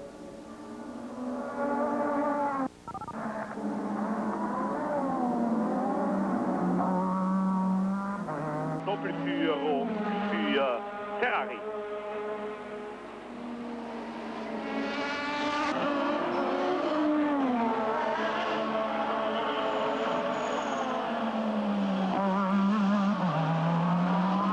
Bei mir ist der Franzose Philippe Alliot, einer der Unfallopfer dieses dramatischen Grand Prix in Montreal. Philippe, wie ist das passiert? Ich weiß nicht. Ich war in die Kurve und die Wagen ist gern straight. Gerade ausgefahren, ließ sich nicht einlenken. Ist es sehr rutschig an dieser Stelle, sehr glatt? Ich weiß nicht, ich habe eine Mistake gemacht. Was ist Mistake? Ein Fehler? Ein Fehler gemacht oder something is broken the car. Also irgendwas am Wagen ist gebrochen. Achtung, wir sehen jetzt wieder einmal ein Duell, und zwar zwischen Elio De Angelis und Johansson um den...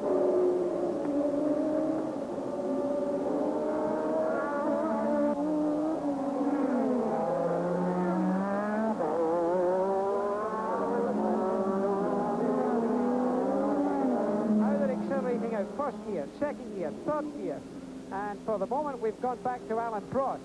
At the far end of the racetrack, of course, that battle we were looking at coming out of close to Montreal, But there is Alan Prost in the meantime.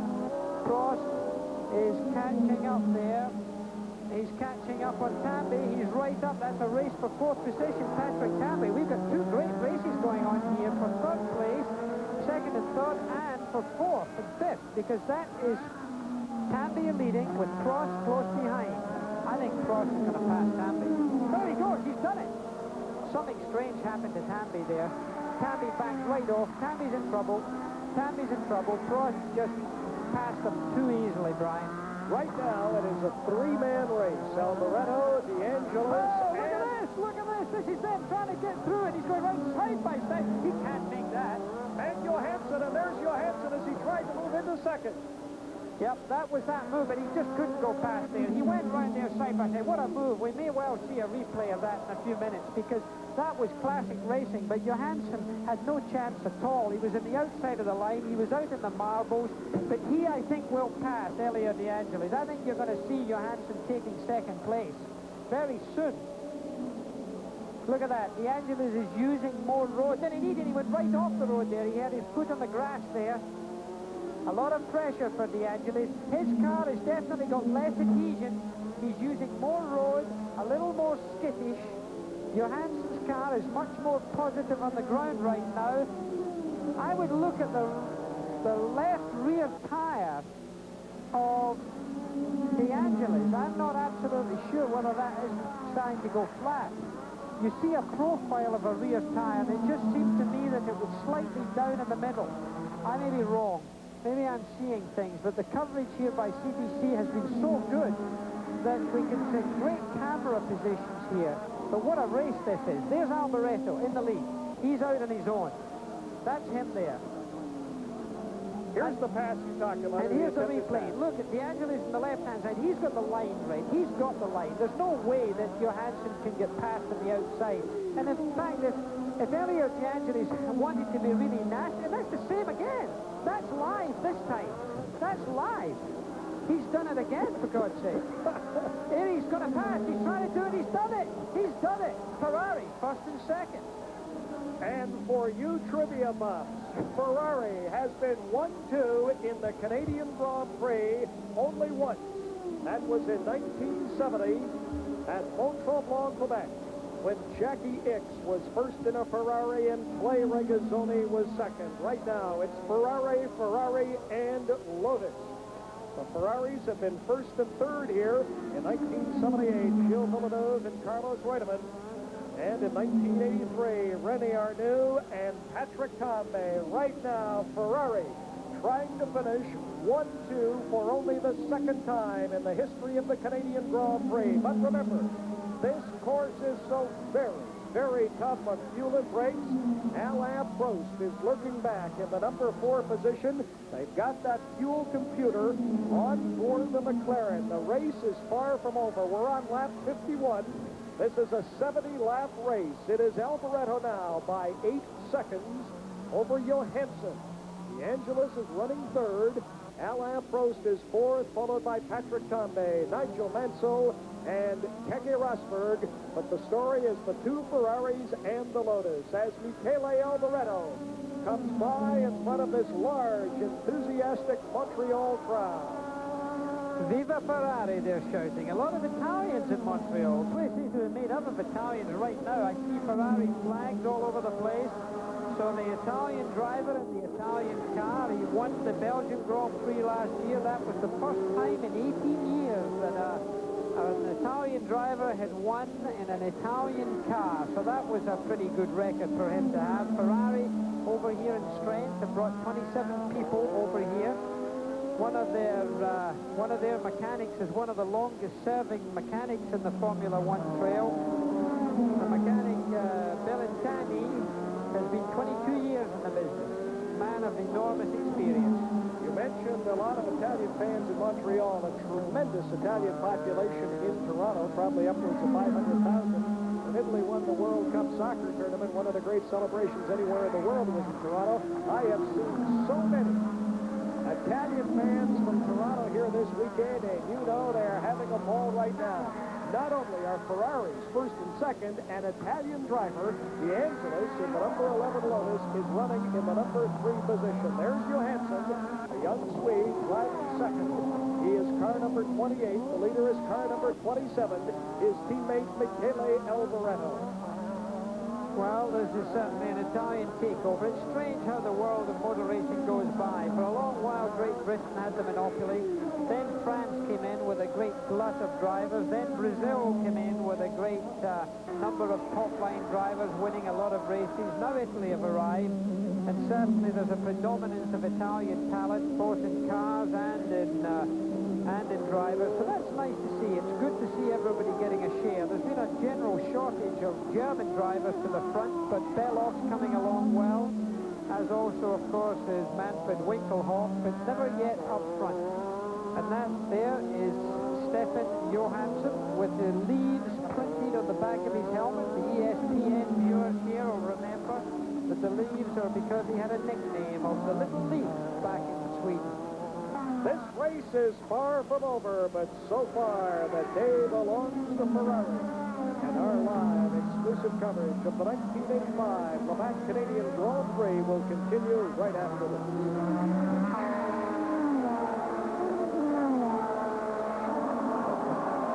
Johansson. Und hier wieder Alboreto. Pironi hat mir gesagt, dass er vor einigen Tagen in Paris zum ersten Mal wieder in einem Rennauto gesessen ist, und zwar einem Williams von 1982, einem Schürzenauto. Er fuhr auf dem Privatkurs eines Freundes mit diesem Formel-1-Rennwagen bessere Rundenzeiten als Chiva und Tambay, die er zu Vergleichszwecken hierher gebeten hatte. Und Alboreto ist, das haben Sie es gesehen, am Berger vorbei.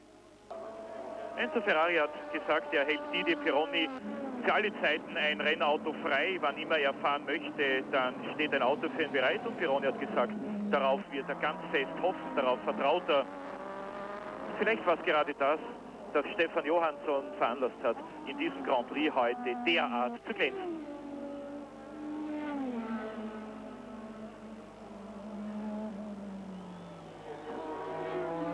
Prost macht langsam ernst, 1:29,0. Bello fuhr seine bis jetzt beste Runde in diesem Rennen mit 1:33,1. Liegt weiterhin vor seinem Teamkollegen Brandl, und zwar um etwa 15 Sekunden.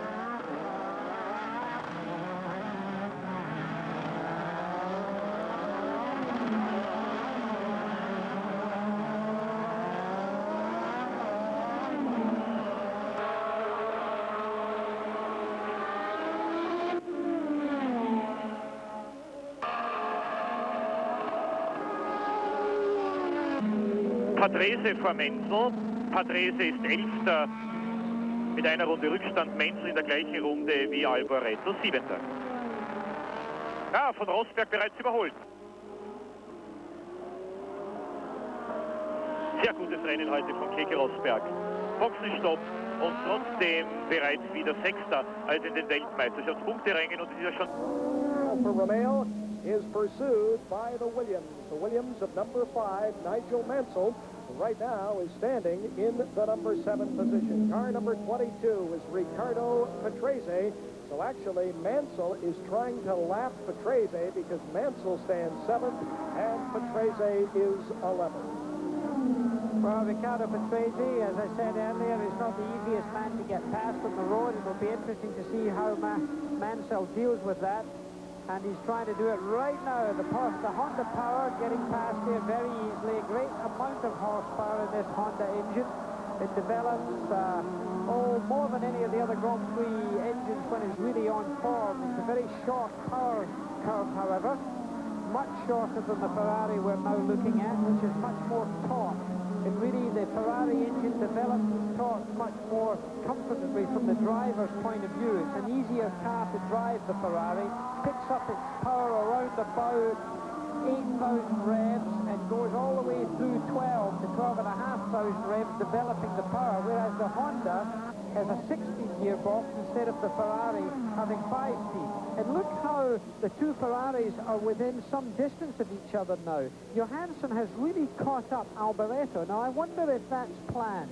I don't think they'll allow Johansson to pass I think they'll be getting pit signals, and on the pit lane there's a board that goes out, and the Ferrari team manager, Marco Piccinini, will be giving a signal to Alboreto, and also one of the other mechanics will be giving a signal to Johansson, telling them plus on the competition how many laps to go, and if they've got to stay in position, there is no question that Johansson is going much faster than Alboreto. Now, whether he's going to pass him is another matter. If Alboreto's in trouble, well then surely Johansson will pass. But if he comes in behind, you will see team orders being observed. Reminds me of when Villeneuve, refresh our viewers' memories, when Villeneuve was passed when he was leading. Well, that happened in Imola, actually, at the last Grand Prix that he was able to take part in with Didi Pironi, who incidentally, Didi Pironi is here doing it on behalf of French television, just in the commentary position very close by. It's very nice to see him back again. Didi Pironi, who had suffered such a big accident at the German Grand Prix at Hockenheim in practice, he's back over here. So therefore it's quite interesting to see what would occur here. Here are the two Ferraris. Now this is a delicate situation. It depends on how well the cars are going. If they've got a big cushion on the Angeles, they will just hold their position right now. That'll be team orders. Villeneuve, of course, was leading, and Pironi, against team orders, went on to pass him. You will probably not see that happen here this afternoon.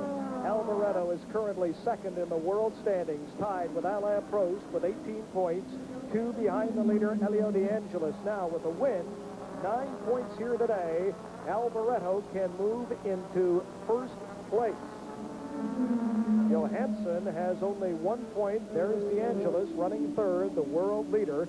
Johansson has only 1 point. That came at San Marino when he was sixth. He was actually leading that race, ran out of fuel with 2 laps to go. Well, De Angelis driving round here very comfortably in third place, but well out of touch. He's more than 12 seconds behind the two Ferraris.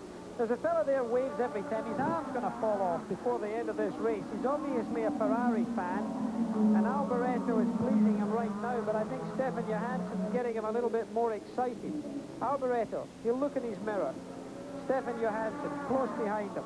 Jackie Stewart, a lot of racing fans were surprised when Ferrari hired young Johansson, who now pursues Alboreto, to replace the Frenchman René Arnoux. You were not surprised.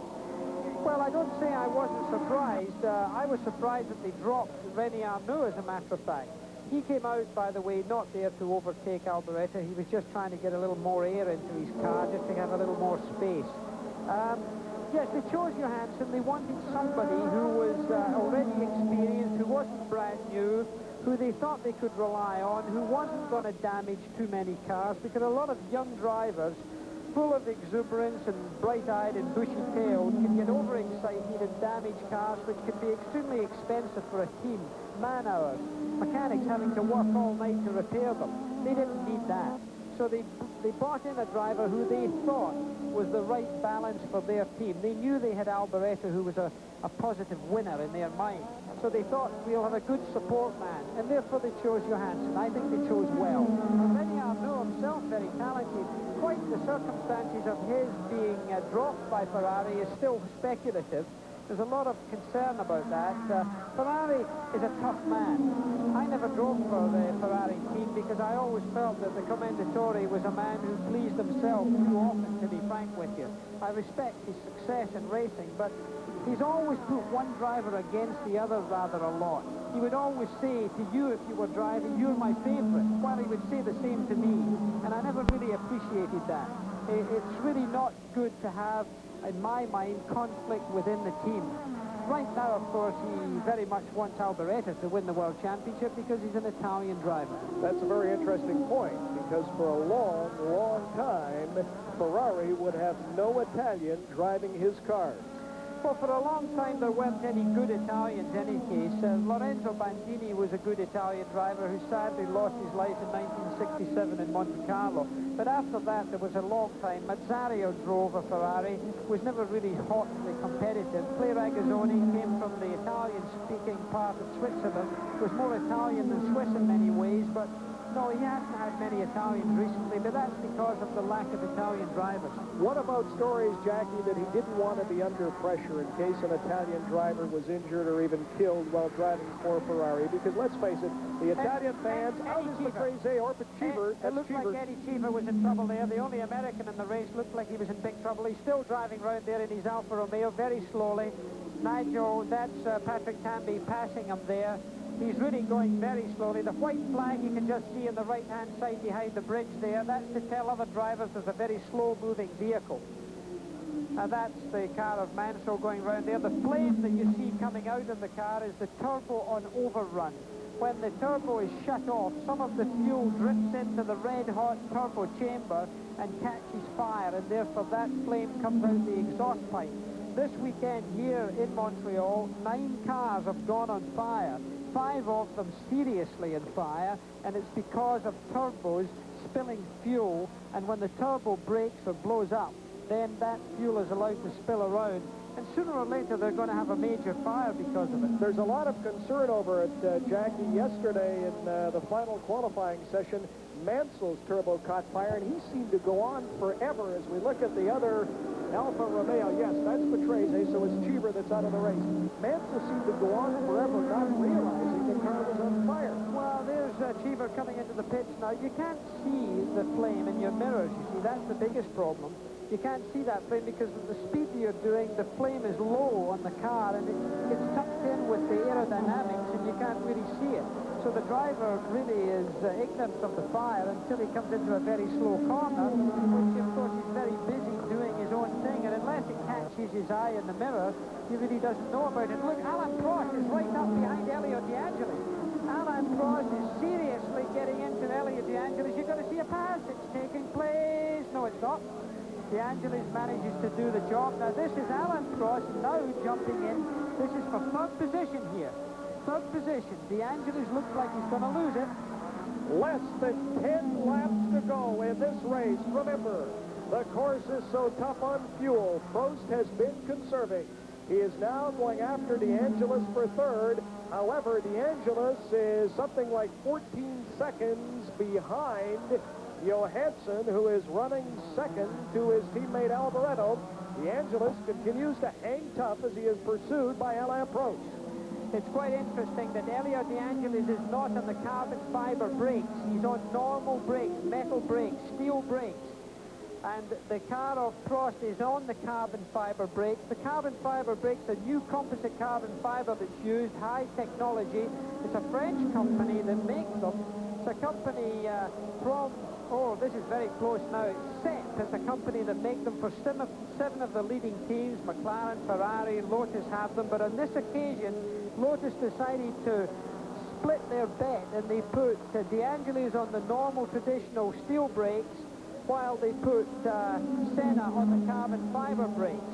So it's interesting here how the braking will work out for these two drivers, because passing will be done on braking, basically.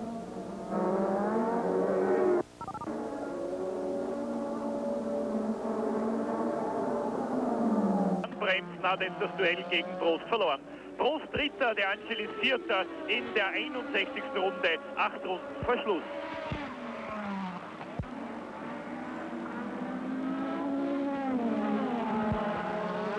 Prost hat sicherlich ein besseres Auto zur Verfügung für die Schlussphase dieses Grand Prix als De Angelis. Ausfallgrund Eddie Cheever, Zündprobleme, Zündungsdefekt. Stimmt nicht mehr, De Angelis ist nicht mehr Dritter, sondern Vierter. Aber der Italiener kommt in jedem Grand Prix durch. Unglaublich. Hatte voriges Jahr schon eine unheimliche Serie von Zielankünften. Vom ersten Rennen bis zum August, zum deutschen Grand Prix in Hockenheim.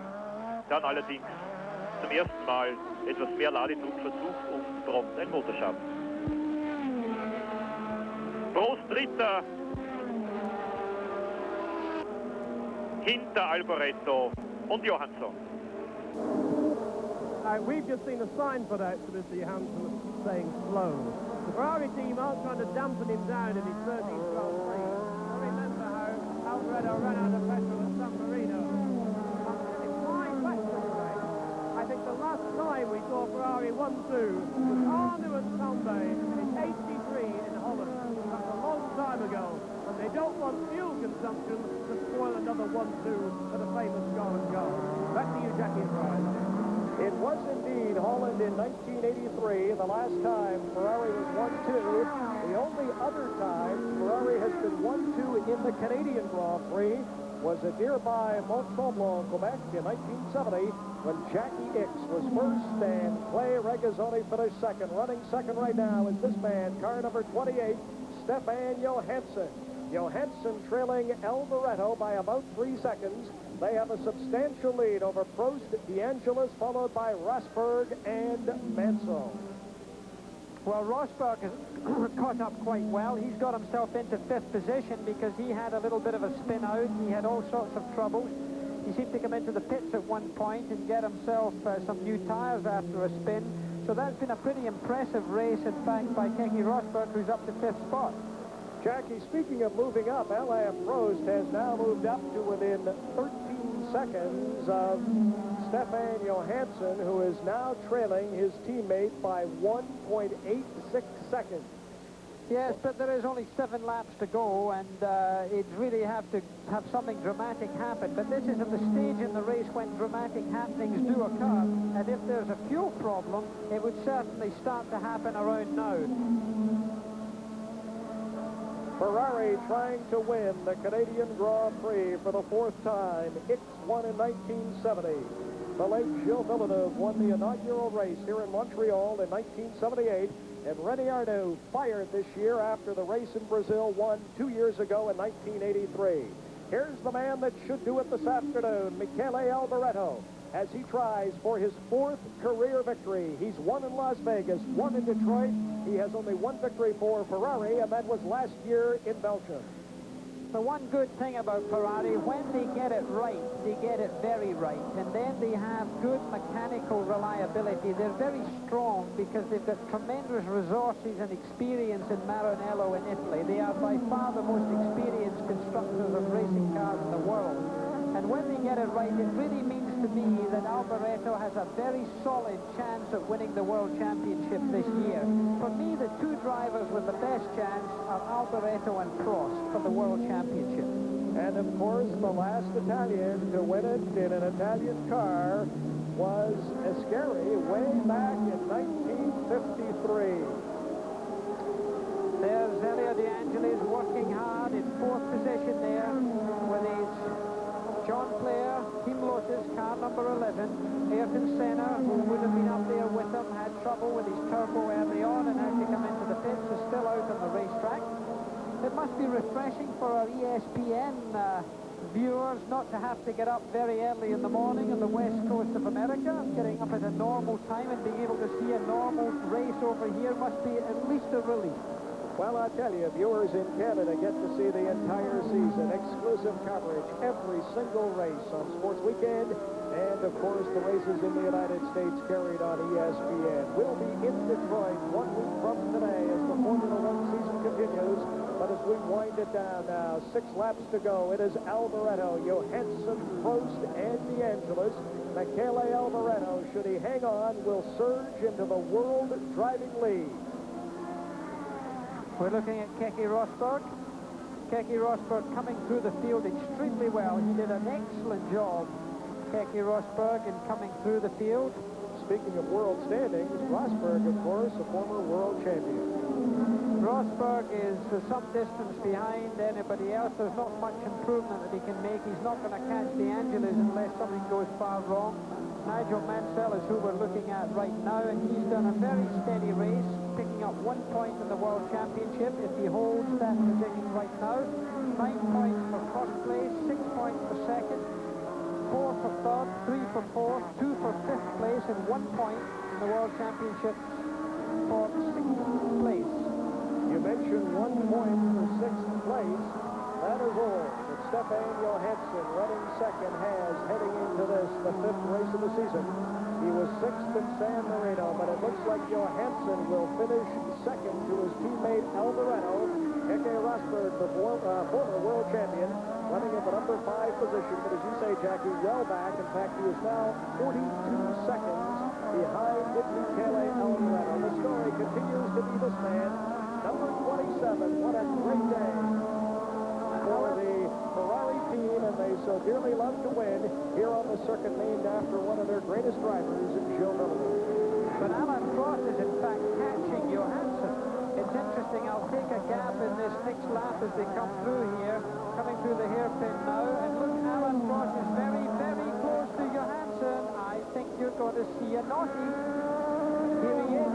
That is Alan Prost going past there within a second. There you see the two of them. That's the battle for second place. Is there something wrong with Johansson's car? Because as I look at the computer, he was 6 seconds back only about a lap and a half ago, and now he's closed that.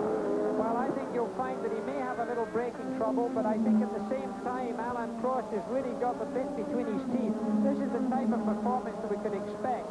I think it is surprising that he's allowed Alboreto to get quite as far ahead of him as he has. I would suggest he has a little bit of trouble, but it'll be a spirited few laps. It's only a matter of 4 laps to the end of this race, so Alan Prost is really closing up.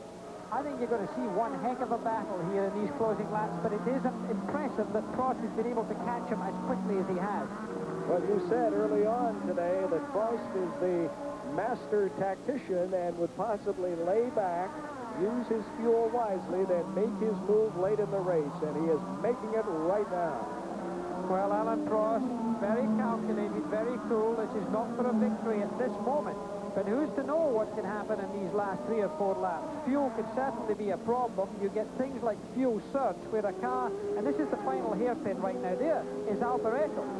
The other red car, the second car in your picture right there is Johansson. Then the red and white car is Alan Prost. They're all very close. Alboreto is out of Prost's reach at this stage, I can tell you. Hang on to your seats. We have an exciting finish coming up to this 1985 Canadian Grand Prix. Just a couple of laps to go. There is Alain Prost as he chases Stefan Johansson, Ferrari number 28, and Johansson is chasing his teammate, car number 27, Michele Alboreto. Now you're going to see the little knobs inside the cockpit, these turbo push knobs. If they get turned up, they're suddenly going to be pushing out a lot more horsepower. Here's the center there, going out of your picture. De Angelis coming up to lap him. De Angelis is right now in 4th position, relegated from the lead into 4th position, and he is being threatened by Kegley Rosberg. Rosberg is on him. He's going to displace him for 4th position. Kegley Rosberg is right behind Elio De Angelis. We have some great stories right here, and there he goes. Power, look at that power. The wheels were churning up the road there. You can see the black marks of the spinning wheels. So we now have Kegley Rosberg in 4th position. De Angelis, the world driving leader, coming into this race by 2 points over Prost, and Alboreto now drops down. Hang on, it is far from over. Rosberg from Finland making his move. He will not be a factor in the outcome of the race. Prost could be, as Alain Prost is continuing to chase the 2 Ferraris, Michele Alboreto and Stefan Johansson. There's Alboreto, Johansson, and now number 2, Alain Prost. They've got 2 more laps to complete. This is only 2 laps to complete. Alboreto leading the Labatt Grand Prix of Canada with only 2 laps around this circuit, Gilles Villeneuve, and the Ile Notre Dame. Michele Alboreto staying cool, being told by his pit exactly what's happening. He's the man you're looking at. And right behind him is Stefan Johansson. We're waiting for him coming into the picture. He's being held up by one of the arrows, and Prost is closing up on him. This is tricky. This is tricky. He's gotten through. Or has he? Alboreto stays calm. Alboreto coming up again, and one of the other arrows, yes. Now see where Johansson is and where Prost is. They're coming in, and Prost is almost alongside. He's looking for a place to pass. This is going to be, they're coming in. They'll be taking only 2 laps after this. This is the second last lap. They're on right now. They're coming into the final hairpin. Alain Prost looking for a place to overtake. Watch it the next lap, because that'll be the last lap. Accelerating away. Alboreto, 1 lap to go. Johansson and Prost almost side by side. And there's a slower car in between them here, Brian. This could be tricky. This could be very tricky on this last lap.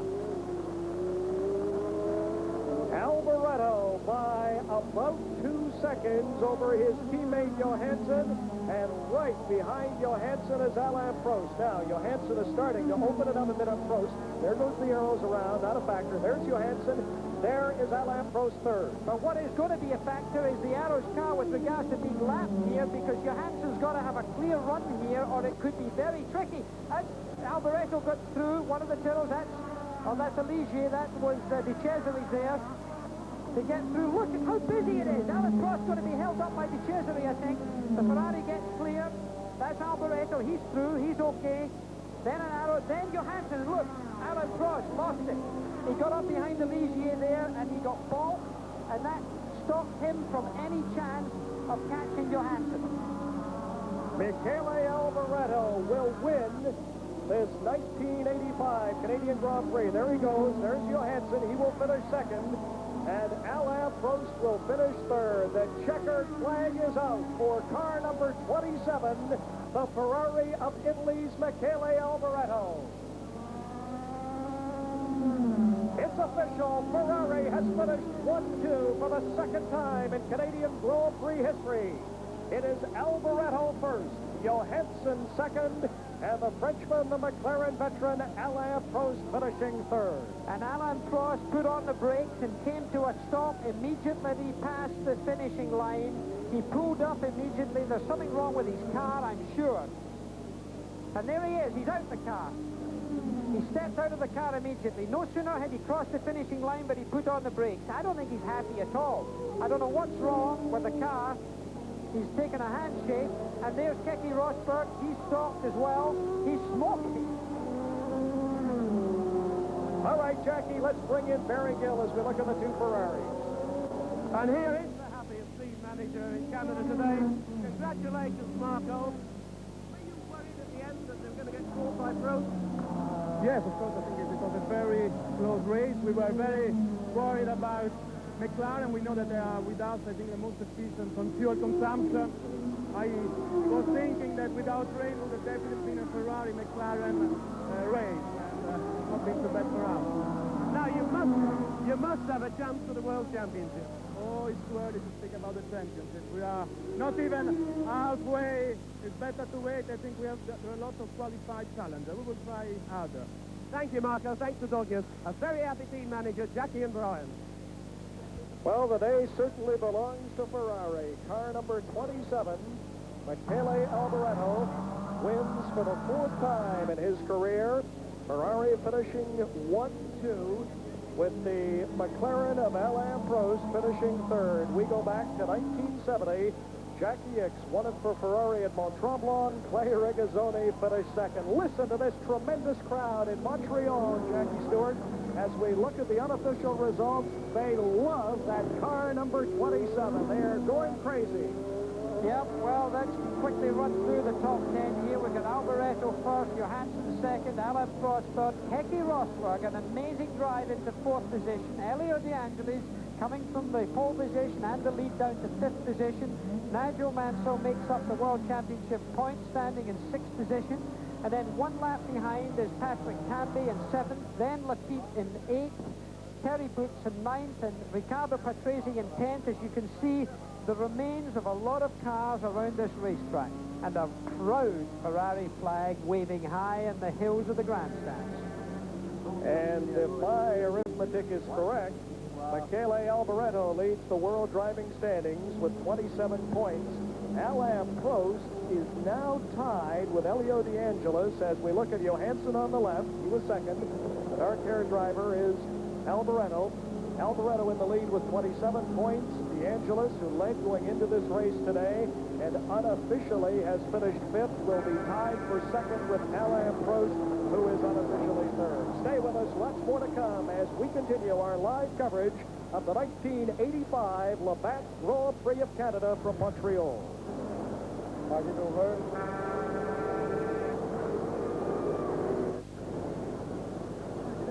Okay, it was better the other way. Can I put it the other way?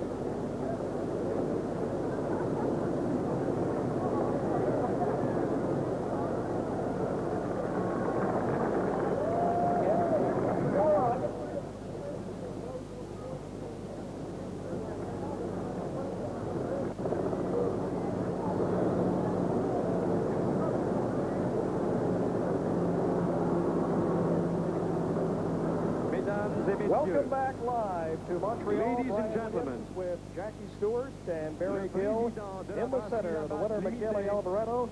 On the left, that is Johansson, who was second, and on the right, McLaren's Prost, who finished third. The official presentations, Pierre Desjardins from Labatt Breweries of Quebec. J'aimerais tout d'abord remercier les milliers de bénévoles qui font cette course un succès à chaque année.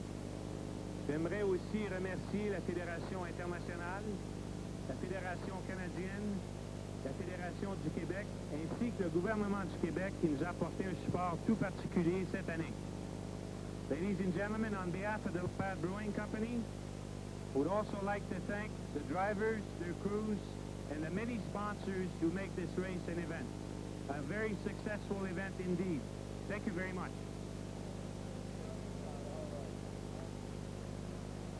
Michele Alboreto and Ferrari win here in Montreal. The fourth time Ferrari has won the Canadian Grand Prix. Procède maintenant à la remise des trophées du Grand Prix Labatt du Canada. En troisième position, in third place, de France, Alain Prost.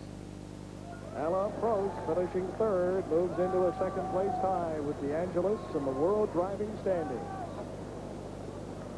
Well, we were very blessed with good weather here. We can be thankful that that happened. In second position by Pierre Desjardins, being given now the beautiful crystal trophy, being given to Stefan Johansson.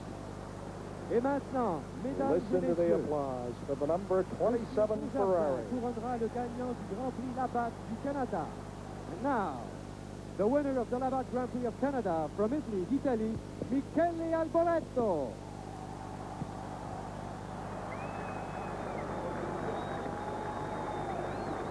Mesdames et messieurs, Mademoiselle Grand Prix offre maintenant des fleurs aux gagnants. Miss Grand Prix will present flowers to the winner. Et Monsieur Desjardins présente au gagnant le trophée Gilles Villeneuve. Now, Mr. Desjardins presents the Gilles Villeneuve trophy to the winner.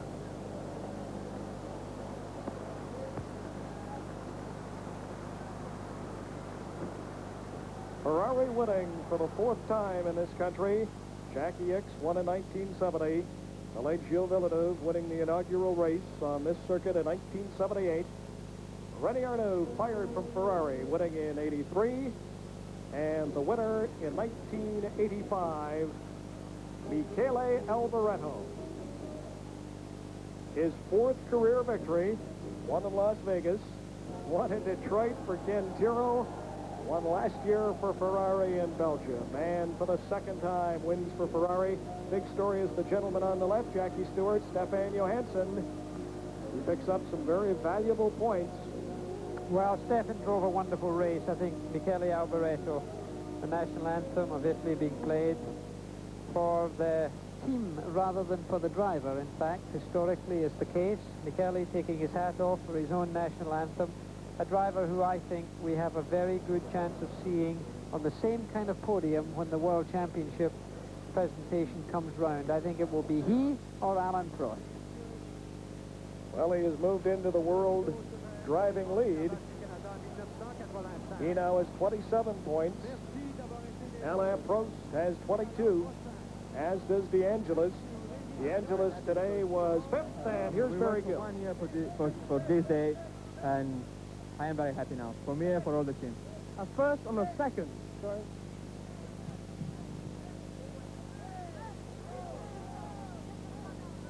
Yes, you 1 minute.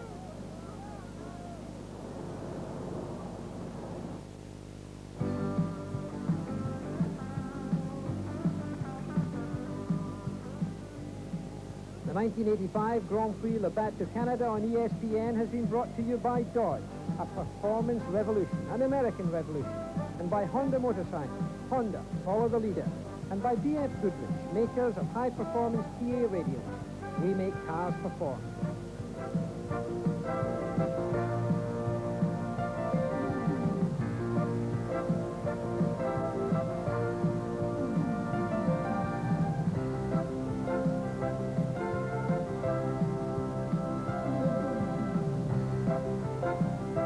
I had no problem at all from the beginning to the finish. My car was, I think, the best on the track. a fantastic engine, good traction, very low consumption. I think it was really good. Easy to pass Elio? Not easy, but with our engine, I think it's much easier than normal. You have solved the gasoline problems? No, I think we start with the pressure to finish the race, and I didn't touch the boost for all the race. Stefan got quite close to you in one stage. Yeah, because we have two good cars. I think is our position, first and second. And no team rules? No, I don't think so.